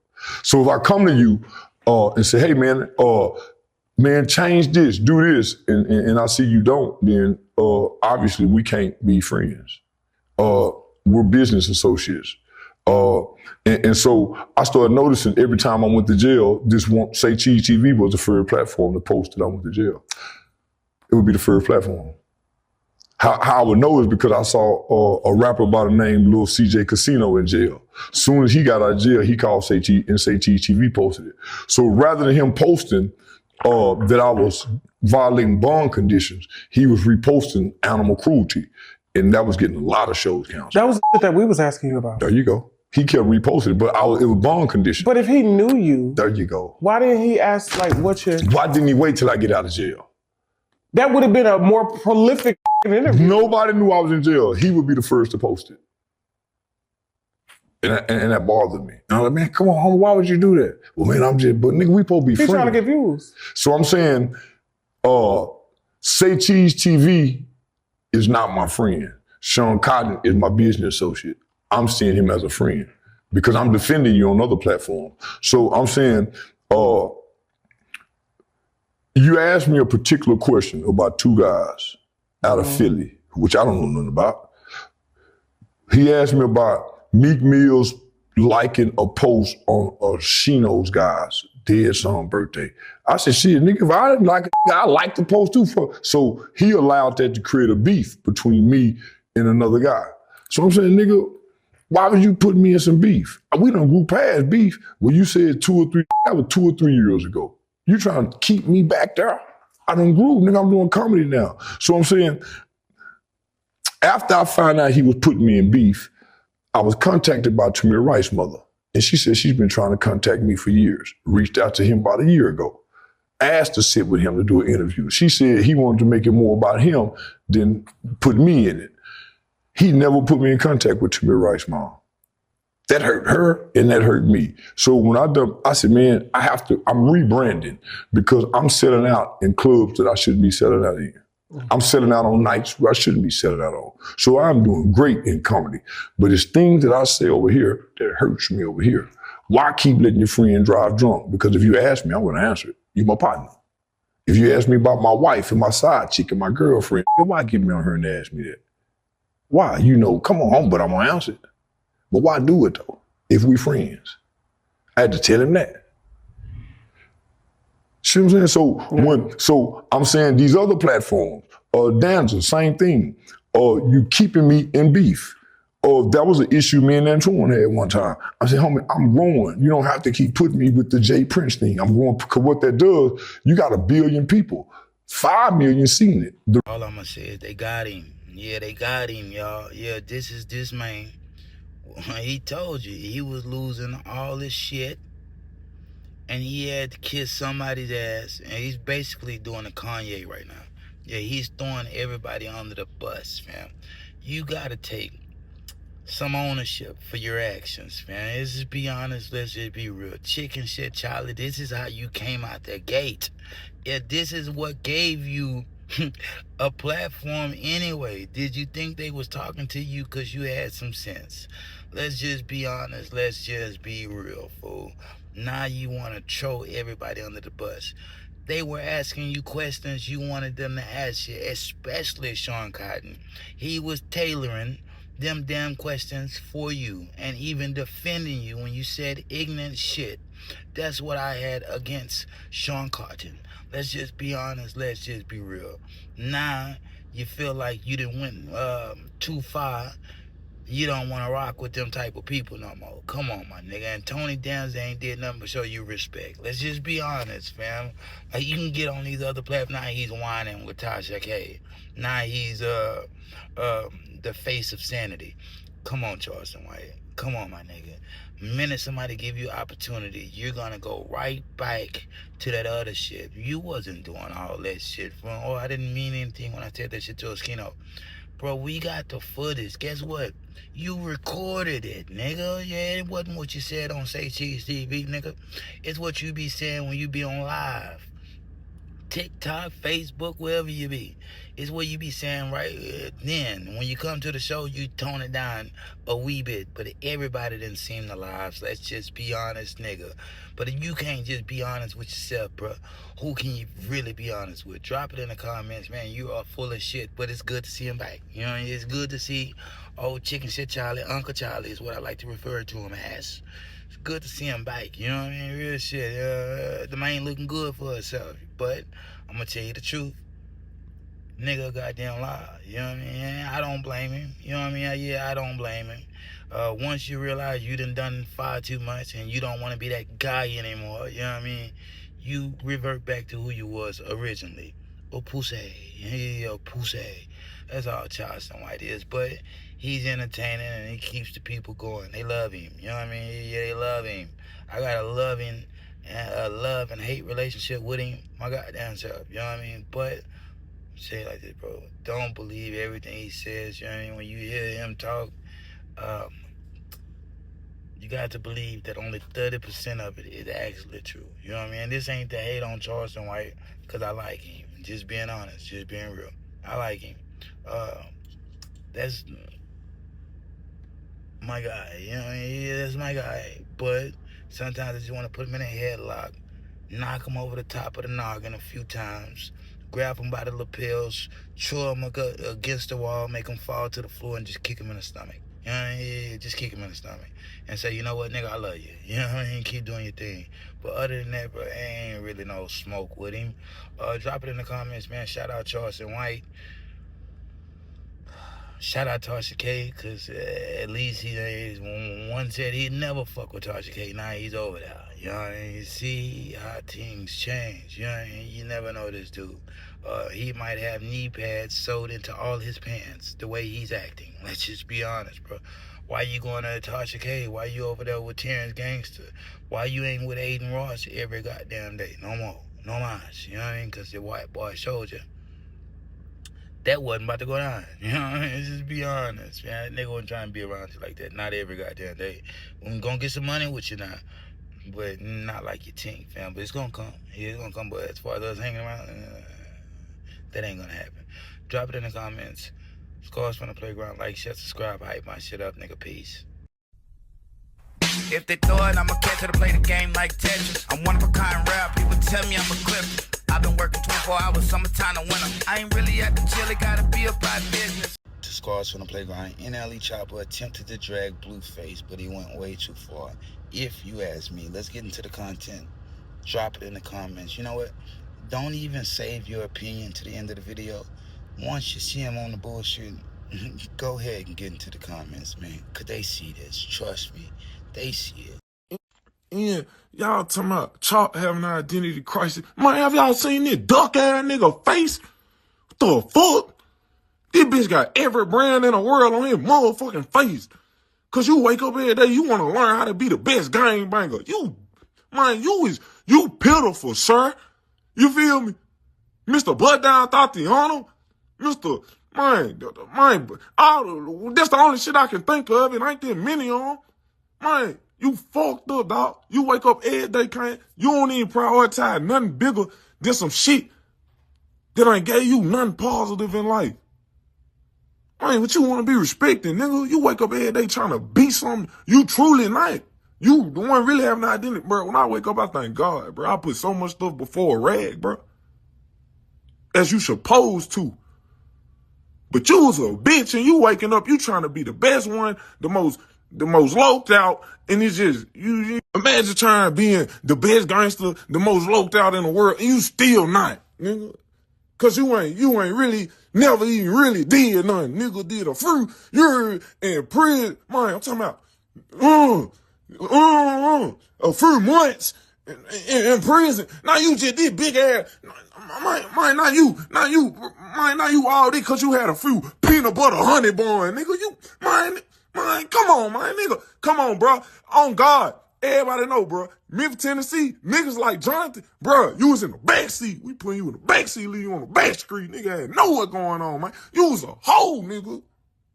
Tall, lank ass, nigga. We would have been telling you stay in the gym, nigga. Fuck you, mean, nigga. Stay on the field, nigga. Fuck you, mean, nigga. You was a hoe. I ain't never did nothing to nobody, especially behind that rag. Come on, cuz. Stop playing with me, boy. Really got one on me. I want to play, man. Nigga, I want to play with that. Bro, we really know what's going on, man. Hey, bro, you really one of them type guys. I ain't one of them type guys. You feel me? I ain't never fucked out with no man. Feel me? See, you trying to play that shit. Like, that shit means something. Like, this shit gonna affect me. I've been going through that shit for a little minute now. People be saying what they say. But, bro, I got something you want. I got something you wish you had, nigga. And there's someone on my belt, boy. You ain't never did that. You ain't never did one of those. See, he ain't cut that. He ain't cut like that, though. Yeah, for real. Stamped it. You, my friend, are a whole ass nigga. Yeah, cool. You know, it's just being honest, man. Like, you went way too far, bro. To bring up the kid because you scared to fight him. Oh, our kids can fight. Man, who would even say something so fucking ignorant? You know what I mean? Now, you be going at NBA young boy, but, bro, you see how good YB Kids is, nigga. YB Kids look at him stupid if he tried to pit him against another child to make them fight, bro. What are we really talking about? You know what I mean? Now, you just say the man, Blueface, wake up every day on that car shit thinking stupid. Bro, that was the dumbest thing I've ever heard any nigga say because somebody requested a fade with him. You know what I mean, bro? You can't talk shit and think once it's time to fight, you gonna back out of it, man. A nigga will still beat the brakes off your mark ass. Let's just be honest. Let's just be real. A lot of people think the entertainment industry is a fake world. And it's a world inside of a world, nigga. But it gets real there, too. You know what I mean, bro? You can't just say things and think that you're always gonna be protected by your motherfucking bodyguards. Nigga will catch you in the bathroom or something, you know what I mean? Just being honest, man. It can go down any way, bro. Once you start talking about a kid and, man, I'm not going to repeat the whole ass shit you was saying, bro, because it's like not even made for TV. Look, a nigga will slap your mark ass, you know what I mean? Your nigga will slap your mark ass. Now, I ain't never switched sides. I ain't never picked teams. I ain't never picked sides between YB and NLE Chopper. NLE the Great. I kind of did pick sides because, you know, I'm going to be honest with you. I feel like he got a point against YB. I feel like he had a point. And he still do got a point, but if you live in a glass house, you can't throw stones. YB has done nothing or said nothing as bad as what you said about that little boy. And just being honest with you, fool. And that's some shit that's unforgivable. You can't take it back. None of that shit. You can't be old Charleston. Why you said shit like this? Man, nobody want to hear that shit, bro. That's some mark-ass shit. I'm just being honest with you, fool. Drop it in the comments. This calls for immediate cancellation. You're a weird-ass nigga anyway, fam. A weird-ass nigga anyway. So, to cancel you means nothing. Let's just be, you ain't supposed to be where you are anyway. Let's just be honest. Let's just be real. Your music, okay. But to think that you think you're as big as you are, man, it's a goddamn lie. You know what I mean? Yeah. Drop it in the comments, bro. That nigga, that's a sucker. Certified fucking sucker. I'm gonna tell it like it is. I promise to tell the truth, the whole truth, so help me God. Drop it in the comments, like, share, subscribe, and hype my shit up. I can't stay long, got to go miss a hole. You know, and they're waiting for me, you know? They be like, who waiting for you, nigga? I'm gorilla grinding. Motherfucker asked me last week, bro, why are you here? You know what I mean? Why? Because I'm a regular man. You know what I mean? I'm a regular man. We fall down, or what is it? We get up, but we fall down. We get up, yeah, I'm on some shit like that. For a saint, it's just us and a roof. Bro, I be falling down and getting up so much, bro. All I know is to keep grinding and keep going. You know what I mean? So that's why I'm at 2026. Watch the fuck out, because once this community strike is up, my nigga, back to running them numbers. So, yeah, I just got to watch my mouth, because that shit be fucking with the money. Yeah, it should be fucking with the money.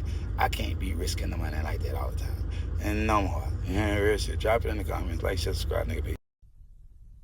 If they throw it, I'ma catch it to play the game like Tetris. I'm one of a kind rap, people tell me I'm a clip.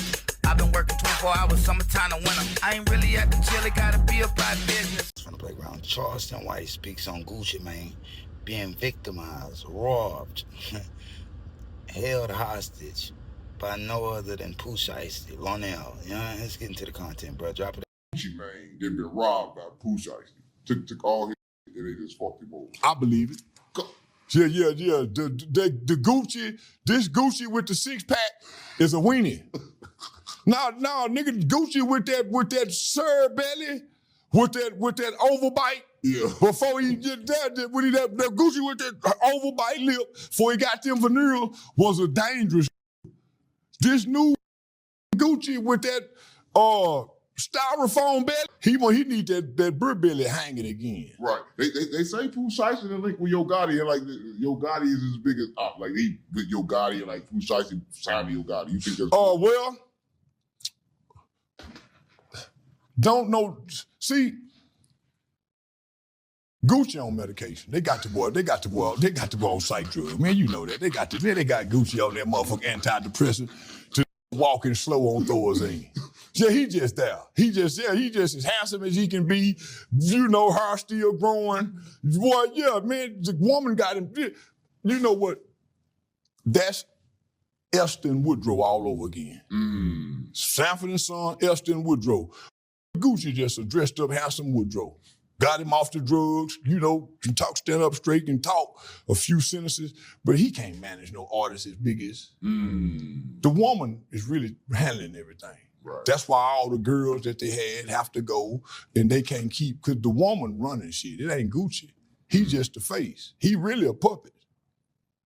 They got the boy slowed down on medication. They damn near doing him like they doing that girl. What's her name? One that gossip a lot. Wendy Williams. They do. Wendy all kind of dope. They got her like, she don't remember shit. Gucci don't remember nothing. Come on, gang. So they say he really lost that damn watch. Man, Watch and everything. Gucci still want to fight Jeezy back when that's his mind still back there. See, man, the Gucci don't know what's going on. He just remember Jeezy. Yeah, man. So you don't think, so you think if Pooh Shiesty did that, you think he's not wrong? Because they say he did it over his cousin, like, when it was his cousin, Rick Shaw was his cousin, and he died, and like, Gucci ain't paid for the funeral, he ain't do nothing like that. I met Pooh Shiesty mama. I was with Eminem's producer, True. Right. And she came up to me and said, hey, I'm Pooh Shiesty mama. And I had just said some about that boy. And she said, I ain't like what you said. And, you know, Ma, I think, I won't say her husband, but Pooh Shiesty daddy represent another faction of Rap-A-Lot, but it's not Rap-A-Lot. When she said that, me and that white boy took off running from her. Yeah, she scared me because she kind of gangster. And I ain't said nothing about it since. I backed out gracious. Ma'am, I won't never say nothing about that boy no more. Right. I can see them doing that to the new Gucci. Right. Yeah. In Memphis, ain't nothing to play with. Listen, my thing is this, Gucci. Listen, Gucci, if you got robbed, you gotta take that body back. He ain't got that lisp no more. Once they put them veneers in his mouth, and he ain't talking with that lisp. See, them with that lisp don't take it. But a that get a lisp corrected, a that stutter that don't stutter no more ain't bad no more. He was bad when he was stuttering. Come on, gang. Man, I'm trying to tell you. I don't know Gucci if he got robbed. He represents that. Here's my problem. I think that you try to be gangster and then you hire a gangster like you. Sit your old ass down and stop trying to hire niggas in the streets. You're gonna get you robbed every time. Man, Gucci, if I were you, I'd whisper to my woman, baby, call the police and tell them that Pooh Shiesty. I'll get it probation violated. Guys, you ain't going nowhere. Well, back to jail, I get it probation violated. Over for Gucci. He ain't no gangster no more. Like I ain't. Once you get your teeth fixed and go to getting veneers, you ain't gangster no more, nigga. Gangster got side teeth missing, rotten teeth in their mouth, you know, horrible bad breath. Man, once a nigga go to trying to be handsome and cute and getting BBLs, you ain't gangster no more. Gangsters work out and have big arms and big bellies, but never take on a sexy figure. Gangsters don't do that. Right.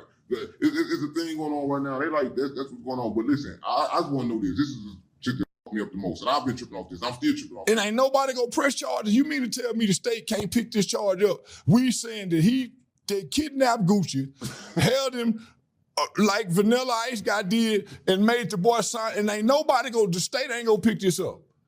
That's how I say it's content. They making this up. They ain't did that to Gucci. Oh, I think they did it, man. I think that Gucci's just straight scared to admit that they did it. Tell me that Gucci, I'll call for you. I'll make the call. All they need is a call. Somebody say it happened so they can investigate it. Right, you gonna call for Tasha K said this is probably the reason why Pooh Shiesty end up at the halfway house. I'll call for you, Gucci. I promise I will. You know how long I've been waiting to put the in jail like this here and I can claim it publicly? I did it. Stop playing with me. You will call him yourself? Larnell could do that. You got real issues, man. You got real problems, something going on with your head. You know what I mean? Why? Larnell isn't like that. I know a lot of people like, who is Larnell? Who is Larnell? That's who y'all call Pooh Shiesty. I know him as Larnell. You know what I mean? Larnell isn't like that. You know what I mean? That's a good kid. You know what I mean? Now he gonna get it bike and blood, you know what I mean? But other than that, right, the man ain't never even portrayed himself to be a monster. Y'all gotta understand, bro. Y'all make people into this, yeah. So they try to live up to it because they know that's why they're selling. You know what I mean? But ain't nobody want to be seen as no motherfucking beast. You know what I mean? Let's just be honest. Let's just be real. That used to be me. Back in the day, you know, I'm just talking about a couple years ago. That's how quick I evolved and go to something else. My transfigurement to something else. Look, bro, nigga don't want to be seen as the beast. You know what I mean? Why? It gives you internal issues. You know what I mean? You don't want to be seen as that. Like scare tactics. That's to scare off your enemies so they'll stay off your motherfucking ass so they think you really got something with you. Look, anybody can go at any given time. I want everybody to know that, bro. When they made that gun, on your gun, you better understand and realize that they didn't stop there, bro. They made others. They made other guns. You know, just being honest, man. But yeah, as far as Larnell, robbing Gucci, man. I don't think it would have happened like that. As far as the man being inebriated and he's just on his happy medication, who cares? Whatever extends that man life. Look, man, a man don't have to be a fool because it suits you. You know what I mean? Don't have to be a fool just to be entertaining for you. The man getting his money and the man out the way. You know what I mean? I can really salute this new Gucci. Yeah, I can salute him. Why?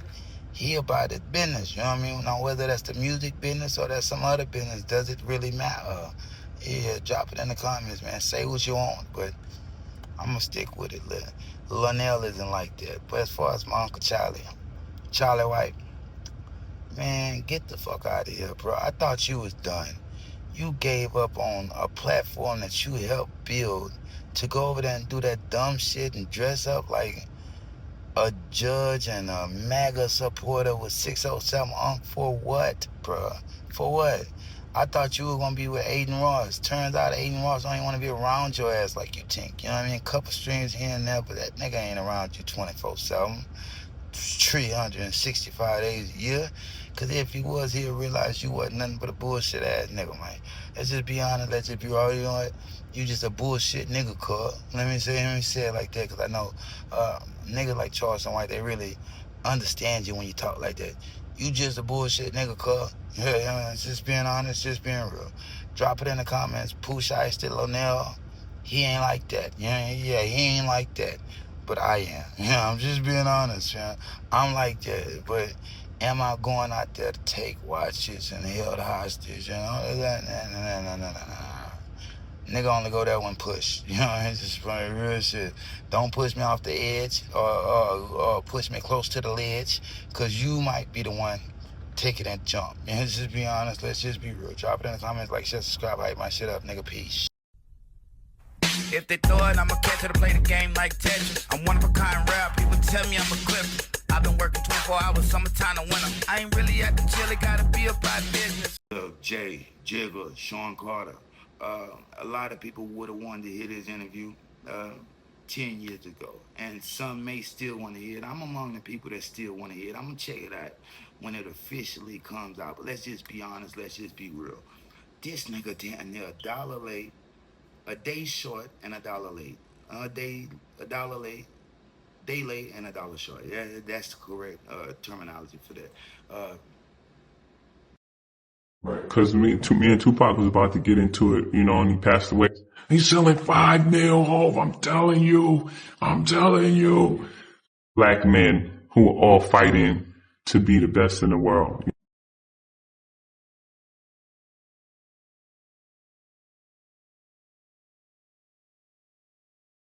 At one point, there was talk that y'all want to form a super group. That was Earth's brainchild. Was that one of the situations where his ambition kind of got the best of him? No, I don't think that was Irv. I wouldn't put that on Irv. I think it was just 3 guys at a certain point with 3 independent labels of black men who were all fighting to be the best in the world. You know, I think it was everyone's ambition and everyone's ego. I actually think I came with the tag 9 from Is Murder too, because that song predated Murder Inc. The song that I made is Murder, Dead or Alive is Murder. It's murder, dead or alive, it's murder, dead or alive. I think but I'm not sure. You know, you gotta do your research on that. But I think that song predates the label. That record Is Murder that I'm talking about was a Tupac disc. Cause me and Tupac was about to get into it, you know, and he passed away, and I pulled away from all those records. I think it's still leaked out, but I pulled away from that out of respect for, you know, a legend. And so the 2 records with John X, and Murder Graham and Murder, what could you tell us about making those records and how those came together? When we first started making music, Ja was just happy to be in the room at the time. You know, he hadn't become the Ja Rule that we all come to know and love. And me and X had like a thing, cause we had like a battle in the Bronx in like a pool hall. So X always had a thing. Like, he loved me to death, you know, but he was always super competitive with me. And, you know, I was super competitive at that time as well. And, so we always had a thing. We always was trying to like, which was good. It was healthy competition for the most part. For the most part, it was just healthy, us trying to be the best on these songs. And, Ja was there based on the relationship with Herb. It wasn't like we knew him to be this great rapper or anything. Like, just being honest, it was just the belief and love that we both had for Herb. I remember Herb telling me about DMX. It couldn't have been London, but it was somewhere. And he was like, this guy's going to sell 5 million. And I was like, how? Not that I was hating on him. It's like any rapper or anybody that is new to the game. You just come in the game and sell 5 million. You've done something extraordinary that not many people do. So me saying that was just a logical, answer to an illogical question at the time, or illogical statement at the time. He's selling 5 mil, Hope. I'm telling you. And I was like, all right. And he did it. And then dropped another one the same year. So again, Irv has that sort of vision and that will to make that happen. At his best, he's amazing at that.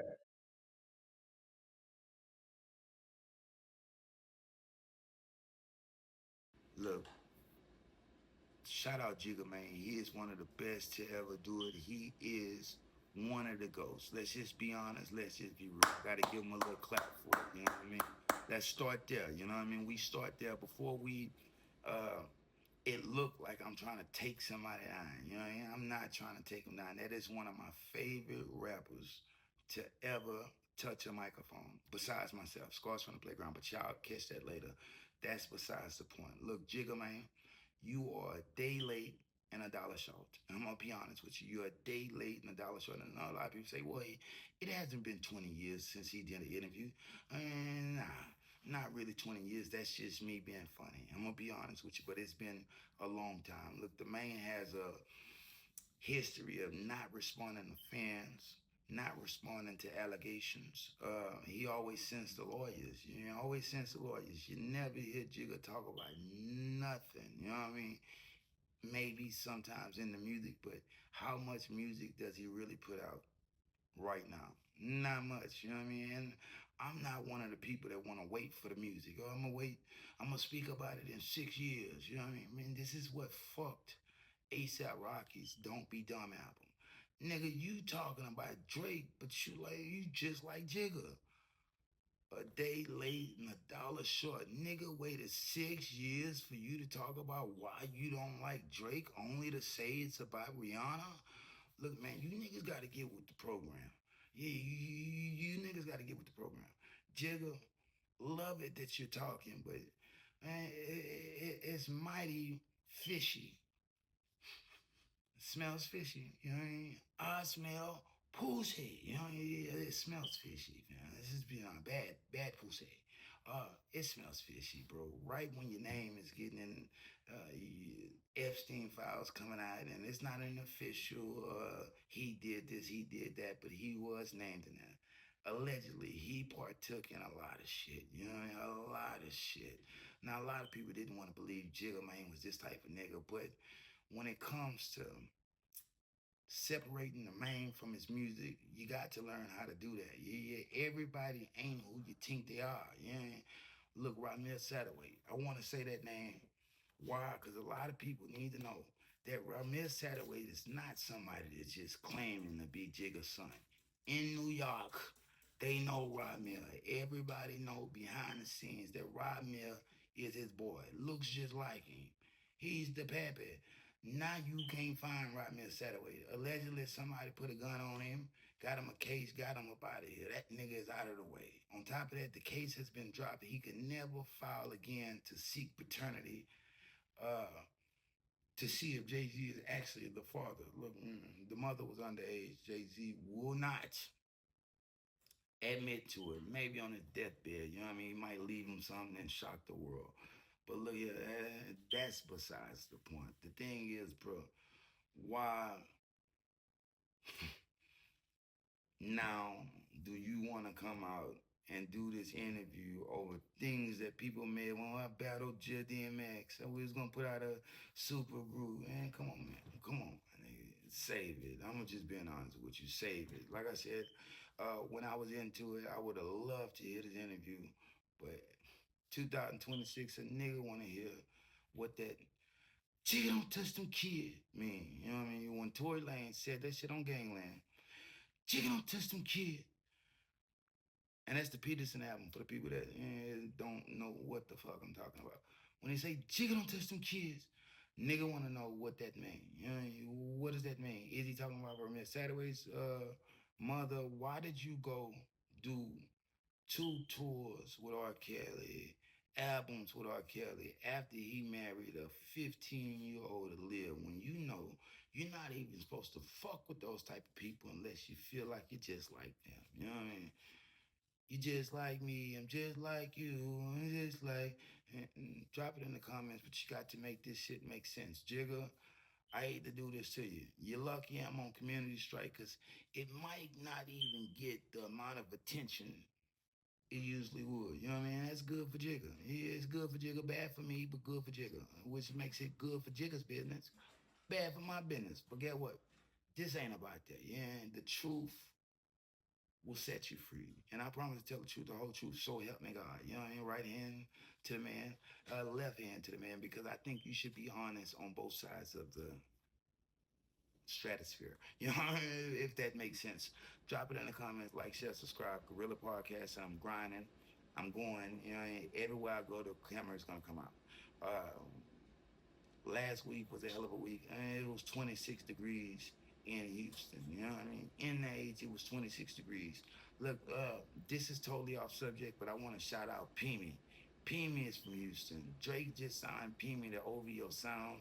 That Peemy's Interlude is one of my favorite records on that Some Sexy Songs For You. And she's from Houston. I thought she was from Toronto, bro. I'm gonna give her another clap. You know what I mean? This is how you know I'm going. You know what I mean? I'm giving like claps, because you gotta salute certain things that you really fuck with. You know what I mean? Why?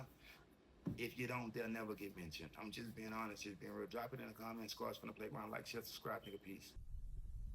If they throw it, I'ma catch it to play the game like Tetris. I'm one of a kind rap, people tell me I'm a clip.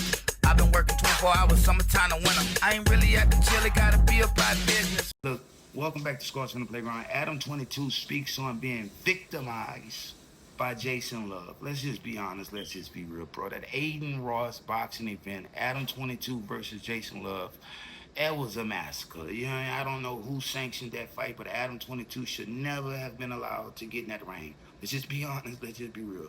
Drop it in the comments. Let's get into the content. I don't want to harp on this for too long, because like, I talked about it for like an hour on the Tuesday show the other day, whatever, but I learned so much about, you know, your guard, how you protect yourself from punches. I got hit one time with my hands like this. Boom. My hands went, like, in that moment, it was just like, oh, this dude is so much stronger than me that the idea of me blocking his punches is really out the window. So why didn't you try to punch back immediately? I think I was just too overwhelmed by the fact that he was punching me so many times. Now, definitely that is what I wish that I had been able to pull off. Did you just like zone out? I kind of felt like you zoned out. Like, I mean, I was really just like getting punched a bunch of times. I don't know if I would call it like zoning out so much as that I was just really like overwhelmed by how many times I was being hit. Did he hit you harder than the dude that you were sparring with? Yes. He did. And that guy that we're talking about, the Russian dude at Kaminsky Boxing, a way better boxer than Jason Love. But we're sparring, so he's not hitting me as hard as he possibly can. I did have headgear on also. But then, like, more importantly, I think, is just the fact that Jason Love was just, like, so big and strong that I don't think anything could have prepared me. Like, I've been in a lot of fights over the years. No, I never got hit like that. Even with the boxing glove. It was just like, oh, Now, I do wish that I had kept going after that second knee, because it, you know, once I, like, really thought about it from Aiden and Rainbet's perspective, I was kind of like, like 30 seconds. 72. Was it? Well, I mean, if you want to cut out, like, the parts where the ref, like, stopped the fight and stuff, yeah, it probably was. Adam 22 showed his split that night. Let's just be honest. Let's just be real. And I'm not surprised. Everybody knew it, bro. When you seen how Jason Love was training, you know that nigga was ready to punch through Adam 22. Let's just be honest. And Adam 22 only trained for 2 weeks. Like I said, bro, whoever sanctioned that fight, they knew what was gonna happen to him. The man say once he felt the punch, how it felt blocking it, and his hands hitting his fucking face, he didn't even want to block him no more. Didn't want to block him, didn't want to swing, just wanted it over. It was a massacre, you know what I mean? Look, bro, even with him showing that he's some type of pussy boy, you know what I mean? It's not really, because in that ring, it's a little different, bro. That's why you got weight classes. Gervonta Davis is not going to get in the ring with a heavyweight boxer. It's not going to happen. The nigga is going to slay him. Man, I don't care how many boxing skills he has. Lennox Lewis would have beat the brakes off of a Gervonta Davis. This has been all Floyd Mayweather. This is whatever example you want to use. But when you get in that ring, bro, you got to be like Rocky Balboa. Yeah, it's for everybody that wanna, and for anybody that might call me out for Aiden Ross boxing event, any stream, any podcast, feel like they want to get down, and we could get down, but you gotta know what you're getting yourself into. You know what I mean? You gotta.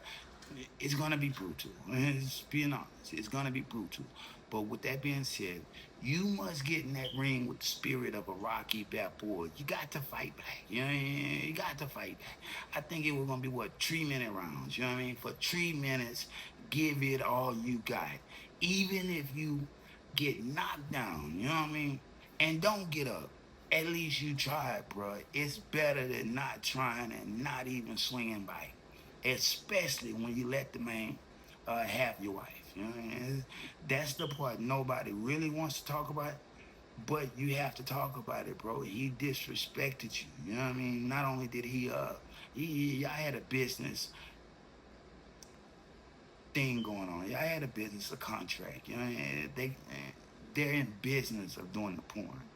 It's when Jason Love took it away from that and tried to act like he did it disrespectfully while Adam 22 was in the corner co-holding. You know what I mean? That's when it became a problem. Adam 22, bro, you might well let him have it, huh? You might well let him have it, huh? You know what I mean? But with that being said, Sauce Walker, you're next. You know what I mean? I do think Adam 22 still gives Sauce Walker the blues. You know what I mean? Albert Walker, MC Gusto, wherever y'all. The little ooh-wee I got from you, it wasn't good. You know what I mean? I'm going to be honest with you. It wasn't good. They gave it to me for free at a dispensary. Yeah, I didn't like it, man. Throw that shit back where you got it from. You know what I mean? Go back to the drawing board with that shit. But this ain't about that. This is about Adam 22.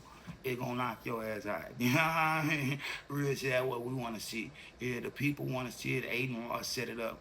Albert, I know you're streaming right now.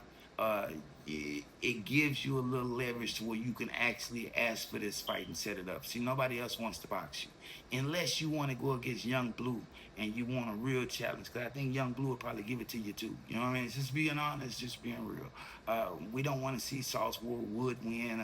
None of them other Sauce guys get in the ring for you. You got to fight your own battles. You know what I mean? Why? Because you want to become a star. You think you are a star, but you're not a star. You want to become a star, but in order to become a star, you have to put your own work in. We don't care what nobody else did in TSF or who else gonna get in the ring. We want to see you get in the ring. Even if you got in the ring with a Sean Cotton, we want to see you get in there. Why? And you owe it not only to the streets, but to the entertainment. And to the entertainment industry, because you've been talking shit for a long time. A long time. We just want to see what you got. That's it. Drop it in the comments. Squads from the playground. Adam 22. You are a pussy for night fighting back. You a pussy for night. And I'm not even swinging one time. You know, and should have betted some money on your whole ass. Next time, I may. But if it's against Sauce Walker, I'm gonna bet on you because I think you might have something for old Albert. I'm just being honest, just being real. Drop it in the comments, man. Squads from the playground. Like, share, subscribe, hype my shit up. We going way up to the top. Tip top. Never stopping because I'm popping. Yeah, I was a little missing, a little gone last week, but guess what? I am back. And I am focused, you know what I mean? And I am going nowhere. So you niggas that thought I was quitting, and now y'all really are gonna be hopeless. On top of that, music streaming on all streaming platforms right now. Squads from the playground. I think on Spotify, I got like 6, 7 monthly subscribers, you know what I mean? Monthly listeners. I don't care why, because the music just came back. And I was originally Chris Magic going at over 5 million views. I'm not him anymore. Matter of fact, I am still Chris Magic, but I am Squads from the Playground. Different aliases, but same guy. Drop it in the comments, like, share, subscribe. We ain't going nowhere. I want to thank everybody for staying tuned and liking these broadcasting, but I got to make money on right now. I'm guerrilla grinding and guerrilla podcasting means you can't see me when you want to. It's just not how it goes. You can't see me when you want to, but I'm going to always let this platform because I'm true to it. I'm not new to it. I'm true to it. Always remember, bro, it's in you, not on you. So what all these other whole ass niggas got, you got to remember that's just Morrisonite. We don't rock Morrisonite. So should explain a lot. Drop it in the comments, man. Scars from the Playground. Like, share, subscribe, hype my shit up, nigga. Peace. If they throw it, I'ma catch it to play the game like Tetris. I'm one of a kind rap, people tell me I'm a clip. I've been working 24 hours, summertime to winter. I ain't really at the chill, it gotta be about business. Look, welcome to Scars from the Playground. Kendrick Lamar had a big night at the 68th Annual Grammy Awards. He took home 5 Grammys, surpassing Jay-Z. Jigga Man, chicken up to some kids, allegedly, has 25. Katt, Kenny Duckworth, has 27. Let's get into the content. Drop it in the comments. Oh, the Grammy goes to Luther Vandross.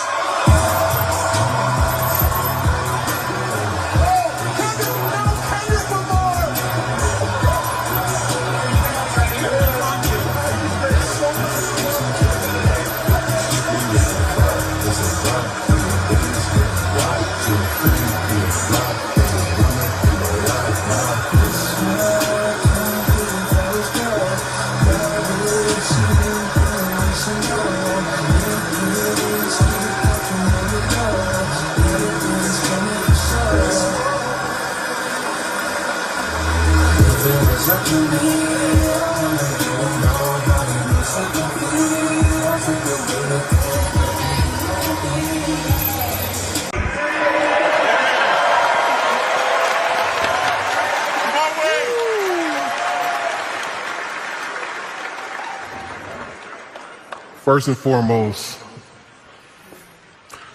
let's give a shout out to the late, great Luther Vandross.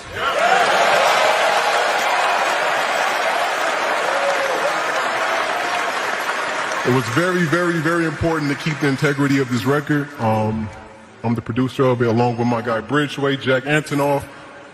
Rose, I know you're out there. M-Tech, this is amazing. I'm not going to take up too much time. I'll let everybody else speak.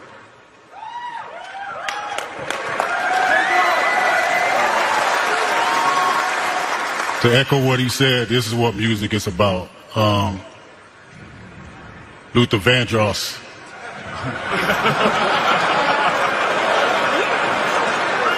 This is special for me. I gotta take my time because it's one of my favorite artists of all time. And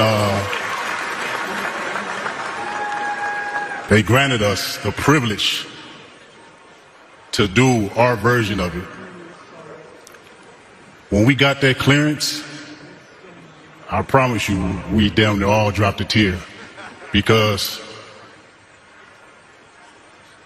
we know how much him and Cheryl Lynn poured into that record. And being able to put our vocals of it, it proves that we were somewhat worthy to be just as great as them individuals. And they granted us that, you know. They said no cursing though. Can't curse on it. That was the only thing, right? And we said, you know what? We're gonna do just that. No cursing, and we're gonna make sure that this song represents love. So I want to appreciate and give thanks to SZA.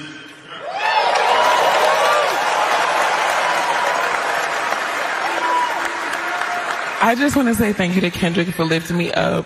I just am a small part of this record, but what I really wanted to say is please don't fall into despair. I know that right now is a scary time. I know the algorithms tell us that it's so scary and all is lost. There's been world wars, there's been plagues, and we have gone on. We can go on. We need each other. We need to trust each other and trust ourselves, trust your heart. We're not governed by the government, we're governed by God, and I thank you so much. So God bless you. That's all I want to say. That's right. So with that being said, we're going to continue to move like that. Luther forever. Cheryl, thank you so much if you're out there listening, watching. We appreciate you, bottom of our hearts. Luther forever. What's up? It's hip-hop as usual, man. I'm not good at talking about myself, but I express it through the music. It's an honor to be here. Tyler, the Clips. Like, these are my brothers to be in this category. What's up, Push, man? Malice, man. Every time I tell you this, hip-hop is gonna always be right here. We're gonna be in these suits. We're gonna be looking good. We're gonna be having our folks with us. We're gonna be having the culture with us. So I appreciate y'all. God is the glory. Love y'all. I just want to give a shout out to the genre that changed my life, which is hip hop. Yeah. I want to thank Kendrick Lamar for putting a Latino on, and to other Latino kids in the hood watching, anything is possible. OTR, TDE, PG Lane. To the most nominated artist of the year, Mr. Kendrick Lamar, everybody. That's right. 9 nominations this year. Congratulations. And that is all I'm going to say. Congratulations. I actually thought about writing a few jokes, roasting you, but then I remembered what you can do to light-skinned dudes from other countries. Yeah, me and my delegation are still recovering from the pain, so... Look, shout out Kendrick Lamar. A lot of people could say what they want, but last night was a big moment, not only for hip-hop, but for Compton, for the city of Compton, man. The nigga surpassed Jay-Z. He has 27 Grammy Awards. I don't care how y'all say he got him. He got him. He earned them, bro. Hard work and dedication. You know, it's just being honest, just being real. Now, the GNX album, I didn't really just rock with it. You know, I ain't just fuck with it. I heard it like a few times. You know what I mean? It got some bangers on it. I'm going to be honest with you. It got some bangers on it, but it just wasn't for me. But that's what a lot of people got to understand about hip-hop. It's selective, fool. It's selective. You have the choice to select what you want to hear and when you want to hear it. GNX just wasn't one of my selections. Does it mean he doesn't deserve? No. Because that man tore that Grand National Tour up. Let's just be honest. Let's just be real. He's one of the few rappers that really get on stage with a beat and a microphone and just flow for you. Give you that vibe, that real vibe of a true artist. One can never hate on that. You know what I mean? But when you asking me to jig to something I don't jig to, that's when we got a problem. Let's just be honest. Let's just be real. As far as Duckworth, Katt, I've been rocking with him. You know what I mean? Yeah, I've been rocking with him. But for me, it's all about the music. It's all, I'm going to be some type of fan and just go with you no matter what. Oh, he put that out? That's cool. No. If it ain't cool, it ain't cool. The shit that ain't cool to me, it just ain't cool to me. Well, a lot of people got to realize. But that's Dot. Nigga, you idol Dot. You know, you idolize him. I don't idolize him. He's one of my peers. You know what I mean? Which y'all don't get just yet, but y'all will. Give it some time. Give it some time, fool. You'll get that. Scars from the playground. I am here. I'm not going nowhere. Never stopping because I am popping. The broadcast, I think a lot of people think I am slowing down, but no. It's the community strikes that get me. You know what I mean? It's the community strikes that get me. I have to learn how to, slow down a little bit and think before I talk, because sometimes it offends people. You know, sometimes it offends people. When I offend people, I play with the money. When I play with the money, I am not a happy camper. You know, let's just be honest. Let's just be real. You know what I mean? So when a community strike is up in March, yeah, we're going to go the distance, man. It's going to be like some Rocky Balboa type shit. And I'm one of the people that cannot stop. Somebody asked me, because I really work. I really work with these hands of mine. You know, and somebody asked me, why are you here, bro? Why are you here? I say, because I'm a regular guy. You know what I mean? Real shit, I'm a regular guy. I could take that big old lump, you know what I mean? But I like a steady paycheck, bro. I just like it like that. When you're used to getting it like that, bro, it's hard to just give up on it. Now, when the shit start really rolling in, you'll see something different. Like, we got some shit planned, but for right now, it's grind, guerrilla podcast. It means I grind, I podcast everywhere I go. camera must come out. This is Scars from the Playground. Drop it in the comments if you with me, if you with me. If you're not, you against me. And if you against me, you sitting on the wrong side. I'm gonna just be honest with you, fam. Drop it in the comments. Scars from the Playground. Like, share, subscribe, hype my shit up. Nigga, peace. If they throw it, I'ma catch it to play the game like Tetris. I'm one of a kind rap, people tell me I'm a clip. I've been working 24 hours, summertime to winter. I ain't really at the chill, it gotta be about business. Playground. Lil Pump calls J. Cole or industry plant. Let's get into the content, bro. Drop it in the comments. Like, we only know you because the industry planted you here. Well, that used to be the only way you could be known. Mm-hmm. Yeah. Think about it, right? It's like, the first time I heard J. Cole was 09 on Blueprint 3 on A Star Is Born. Right. I remember I bought Blueprint 3 and Cuddy's debut on the same day, September 9th, I think, 09. Right? September 13th, something like that. That was the first time I heard J. Cole. Then I heard the warm-up, and it was a rap, and I was a fan. Mm-hmm. He was an industry plant by industry plant standards, because first time I hear he was on a Jay-Z album, it was a crazy intro. Drake was my hero with vocal execution. J. Cole was my hero with content. How, like, what do I look like coming at these people? In any which way, just because I'm on and I have a platform, y'all nuts. That's what I'm saying. No one has respect anymore, bro. People be coming at, like, artists who without them, you wouldn't be you. I don't know, bro. I'm not with any of this.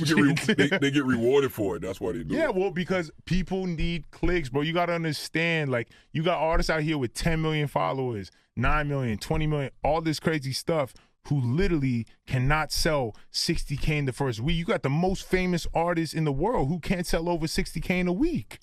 Like, if that doesn't tell you that actually no one's checking for your music and we're looking at you as a court jester, then I don't know what will. You feel me? I don't know what will. Here's how I think rap music has changed in like the past 10 years, which I'm sure people are amped to hear my opinion on. White guy talking about rap. Here we go. So I feel like the message used to be the meal and the sound used to be the seasoning. And now it feels like the sound, the rapper's voice, the flow, the beat, the melody, the delivery, that's the meal, and the message is optional. It's like, almost like everything except what's being said is what matters. And I think streaming obviously changed the stakes. Like, we went from ownership, where it was exciting to like buy an album. I remember buying the Blueprint 3 and Kid Cudi's debut album the same day in Target. And you listen to the whole album because that is how we consumed music. And then with streaming, it went to blips, moments, moods, just songs, quick skips, adding this to the playlist, not adding this. And so it just became about instant retention, and not long-term resonance.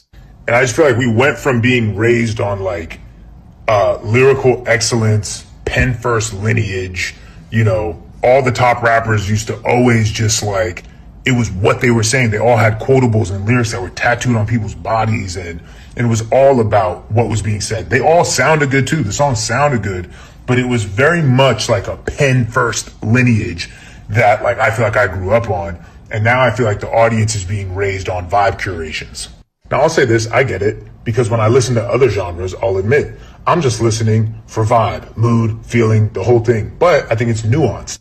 And not to disrespect other genres, but when I'm listening to other genres, I'm not going into it expecting any sort of poetic density. I do.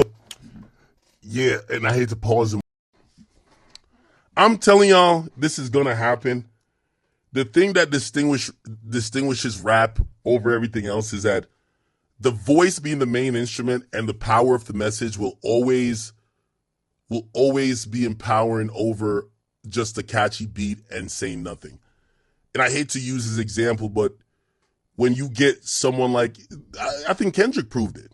Of course, there's only one Kendrick, right? But we're going to get this new Kendrick, Drake, and J. Cole have ran this shit for 15 years. They're old niggas now. I guess Kendrick is finally getting his moment in the sun, even though I felt like he should have had it before in 2017, but whatever.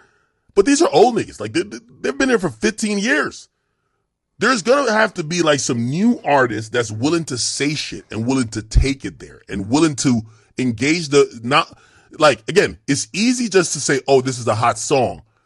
You get to another level where it could be a hot song, but you still challenge the minds of the people. I don't look at myself like mainstream.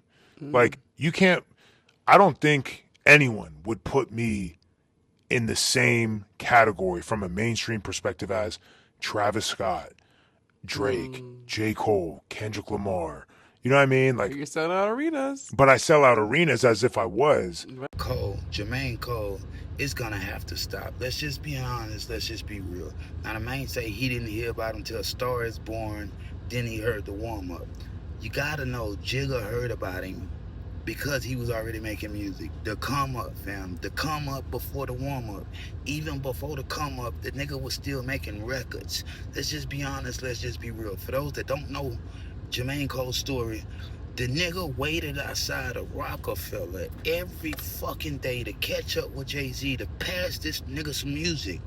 That's work, bro. Yeah, that's work. That's wherewithal. That's doing what others want to get where you're going. That's what Cole did, bro. For those that don't know, he's not an industry planner. He's not even with Jay-Z anymore. Once he seen it wasn't going on, it wasn't good at Rockefeller, the nigga bought over his masters and became independent. Like I said, for those that don't know Jermaine Cole, you better know him. You better learn something. I'ma learn you real quick, bro. Yeah. The new shit he's dropping to fall off. The shit is amazing, fam. A lot of people talk about a big tree. It was never a big tree. Yeah, it was never a big tree. Maybe commercially, the niggas y'all pick, but rap is one of them things, bro. You got to expand. You got to really expand and start listening to some shit to understand what's really out there. Cole is great. Drizzy is great. K-Dot is cool. You know what I mean? But I'm going to tell you like this.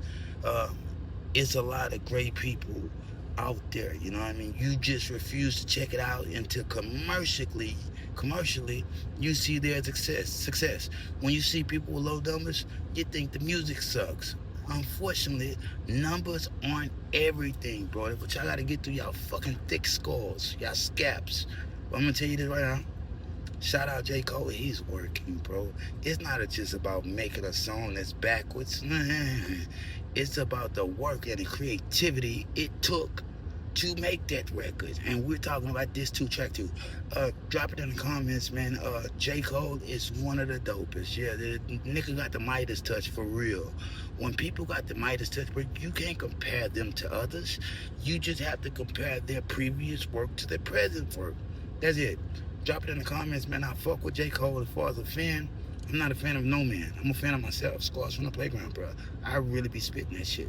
Check it out. Check out the music. But guess what? I can't force feed you. You got to want to hear it. Just being honest, just being real. Like, share, subscribe, drop it in the comments. Hype my shit up, nigga. Welcome back to Scores from the Playground. Kendrick Lamar spit a lackluster freestyle to DJ Screws. June 27th. Freestyle.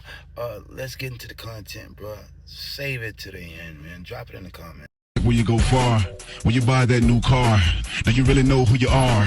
Do you know that you're a star?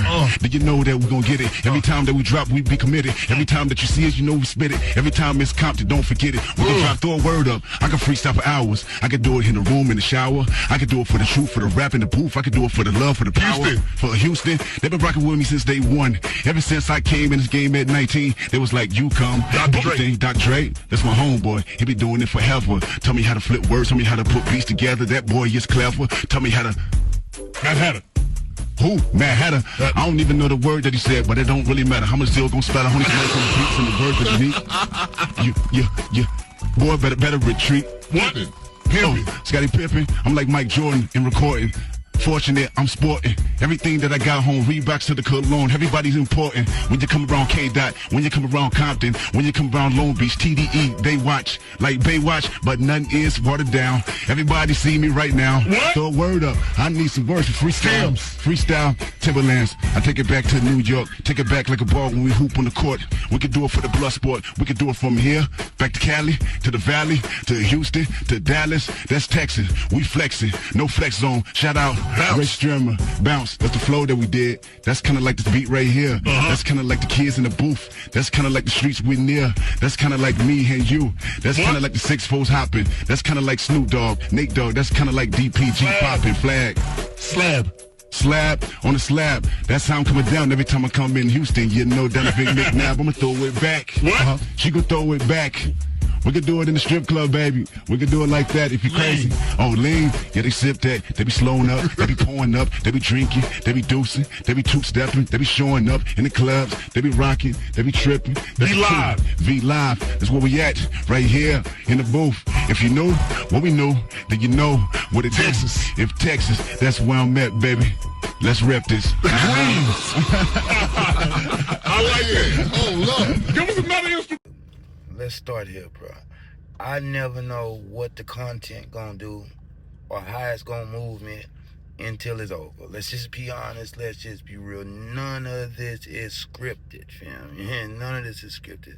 Now, when I rolled up on this, bro, I was kind of hoping that he would have done this beat justice. He would have knew what he was fucking with before he fuck with it. Let's just be honest. Let's just be real. It's no excuse for going so SOF capital T, soft to top, on a DJ Screw instrumental, especially not that one. You know what I mean, bro? If you don't think you could rap to it, if you don't think you know it, and this from everybody from Houston, don't fuck with it. You know what I mean? I don't know what he was trying to rap. It sounded like he was trying to rap like Timbaland and Magoo on that motherfucker. Look, Katt, wherever you are, man, look, you owe the city something. You owe the city a little more. Yeah, a little more, mucho más.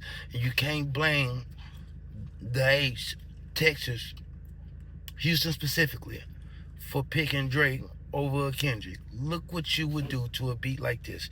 And it doesn't surprise me because you never really hear Katt freestyle. He's a writer. You know, point blank period. He's a writer. He's going to write that shit and he's going to recite that shit. And guess what? You're going to love it.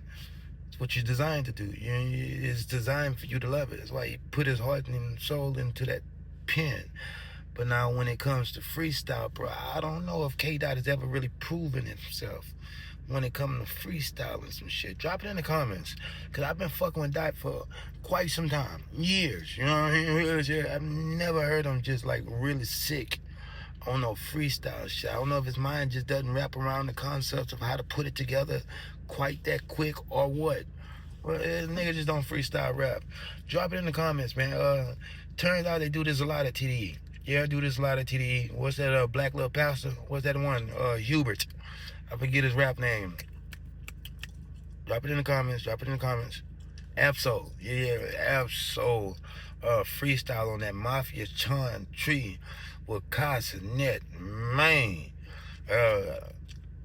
I don't know which one was worse. Man. You know what I mean? I don't know which one was worse. The Black Little Pastors freestyle on Casanet Mafia Don 3. Or Kendrick Lamar freestyle on June 27th. I know a lot of people gonna say, bro, you dragging it. You're dragging it. Imagine being from a place and you hear this legendary instrumental and somebody just get on it and spit on it. You know what I mean? I don't mean spit on it as far as like rapping, killing the mic. No. I mean get on it and spit on it as if it's garbage, trash. It's not gonna make you feel well. You know what I mean? No.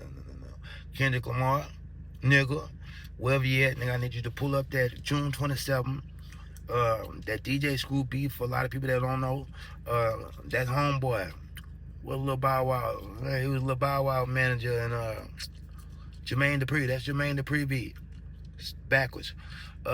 Pull up that beat, man, I mean slow down, pull up that beat, rap to it, make something unique, then put it out. Yeah, everything, ain't nobody making no money off of it. Yeah, everything about it. We need a mixtape track from UK Dot, sir. You know what I mean? And that goes for everybody that's being so serious about their music that, you know, I have to diss Drake. I have to say something about Drake. I have to say something. Man, get off the bullshit, man. Make some shit that's creative. Go to the studio, make some shit creative. Lay some shit. Don't come out of that bitch to some dope hit shit. You know what I mean? Just being honest, just being real. Drop it in the comments, Scars from the Playground. This is one of them nights that I'm just... It is no script. It is never no script, but tonight is really no script. Guerrilla Podcast, I podcast everywhere I go. Until March 13th, 15th, I'll be on community strike. I ain't really tripping. Once March come around, nigga, the real campaign will start. Drop it in the comments, like, share, subscribe, nigga. If they throw it, I'ma catch it to play the game like Tetris. I'm one of a kind rap, people tell me I'm a clip. I've been working 24 hours, summertime to winter. I ain't really at the chill, it gotta be about business.